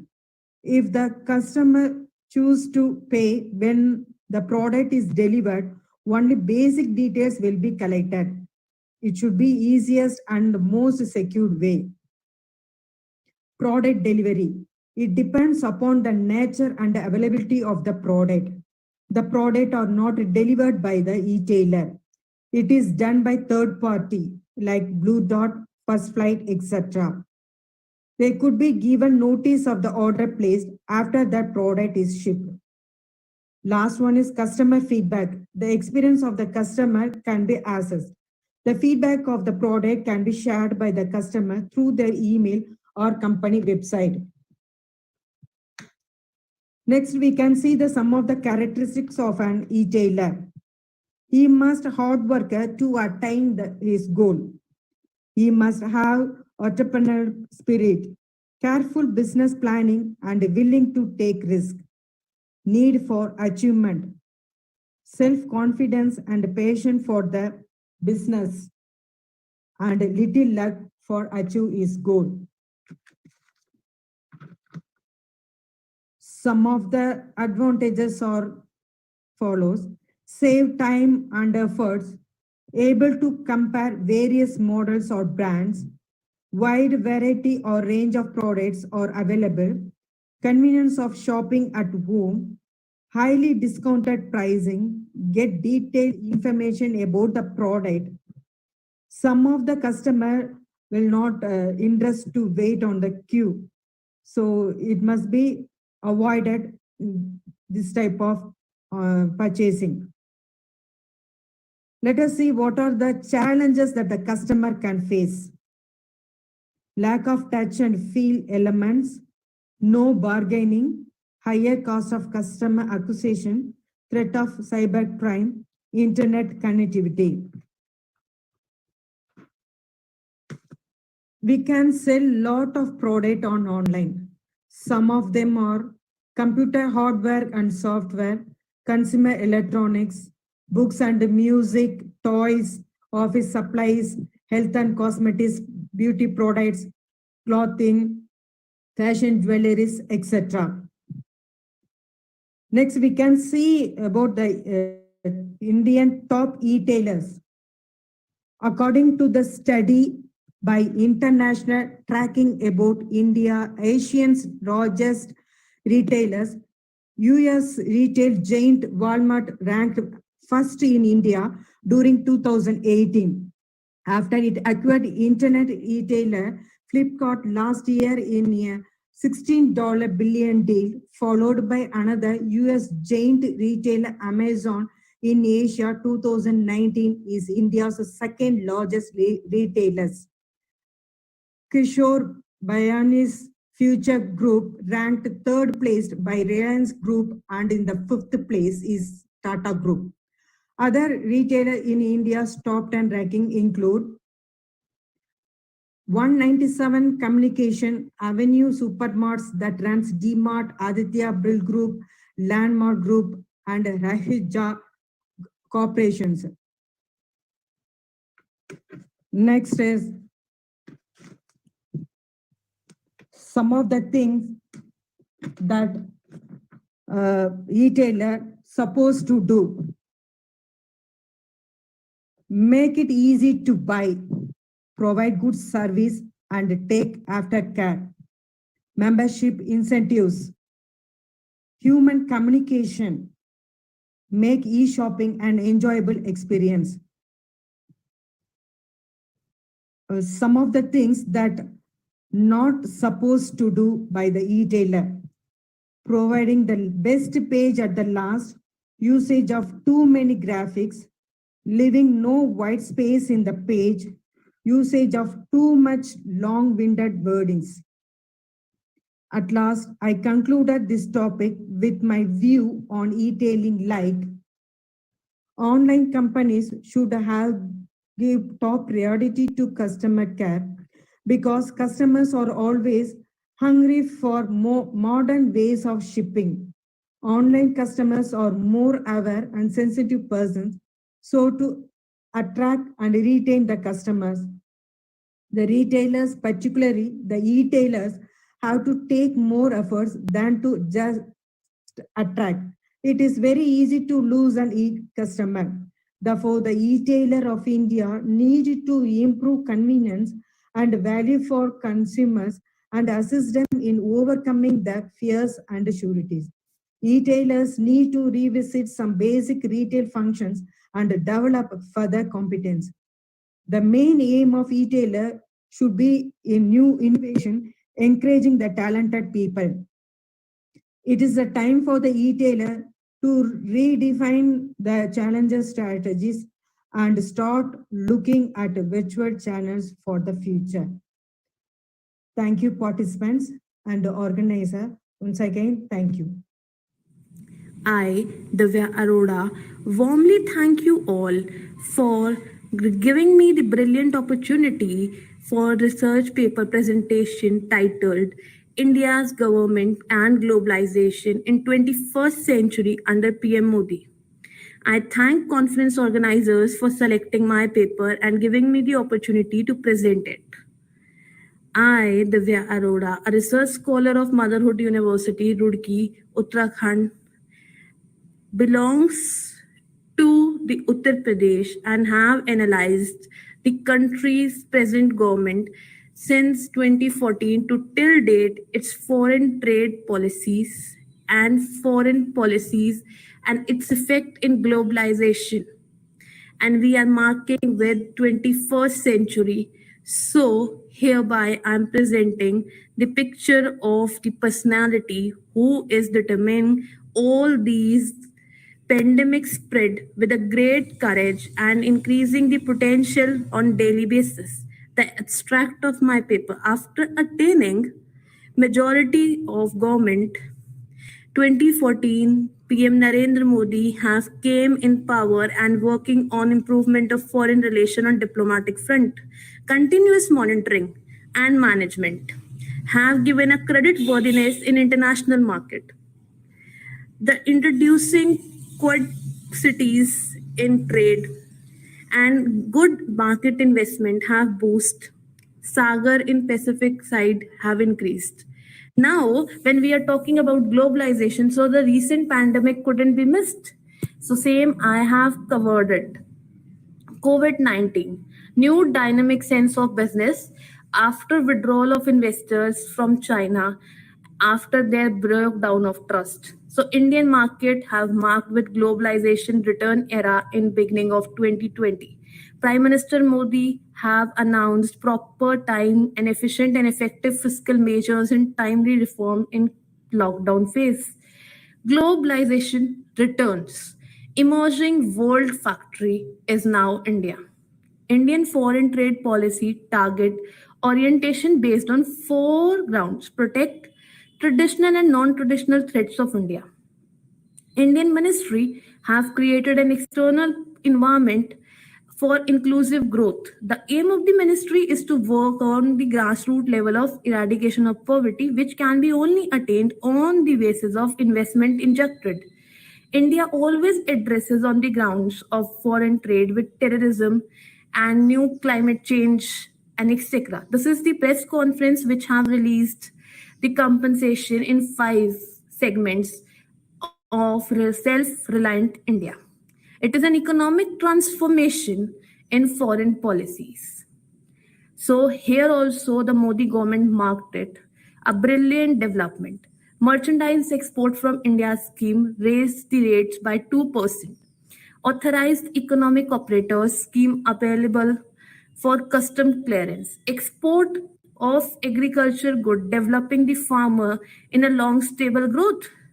Here, logistic division also came under the review of Commerce Department. The portal of online working have given a prominent play. So in India, it's self-reliant India, Modi government dream. COVID-19 injection of compensation 20 lakh crore have given great power of global supply chain, empowering women, poor migrants labor and delivering the aid of the economic package. 122 crore employment opportunities lost, but India expanded the investment to cope up with. Swift of capital from China was brilliantly done and attracted with 5 pillars of self-reliant India. Atmanirbhar Bharat. This is what you are seeing right now. Package announced focus on land, labor, liquidity and loss. Cater the laborers, MSMEs, cottage industry, etc. Now, after concluding all the points, I have just enough to say foreign policies are based on wait and watch mechanism. Injunction is given to time. It started under the supervision of Sushma Swaraj, the former foreign minister, and now under Subramaniam Jaishankar. Act East policy, neighbor first policy, Indian Ocean outreach, Project Mossim, Pacific Island fast track diplomacy came in acknowledgement. So hereby I am concluding by saying thank you.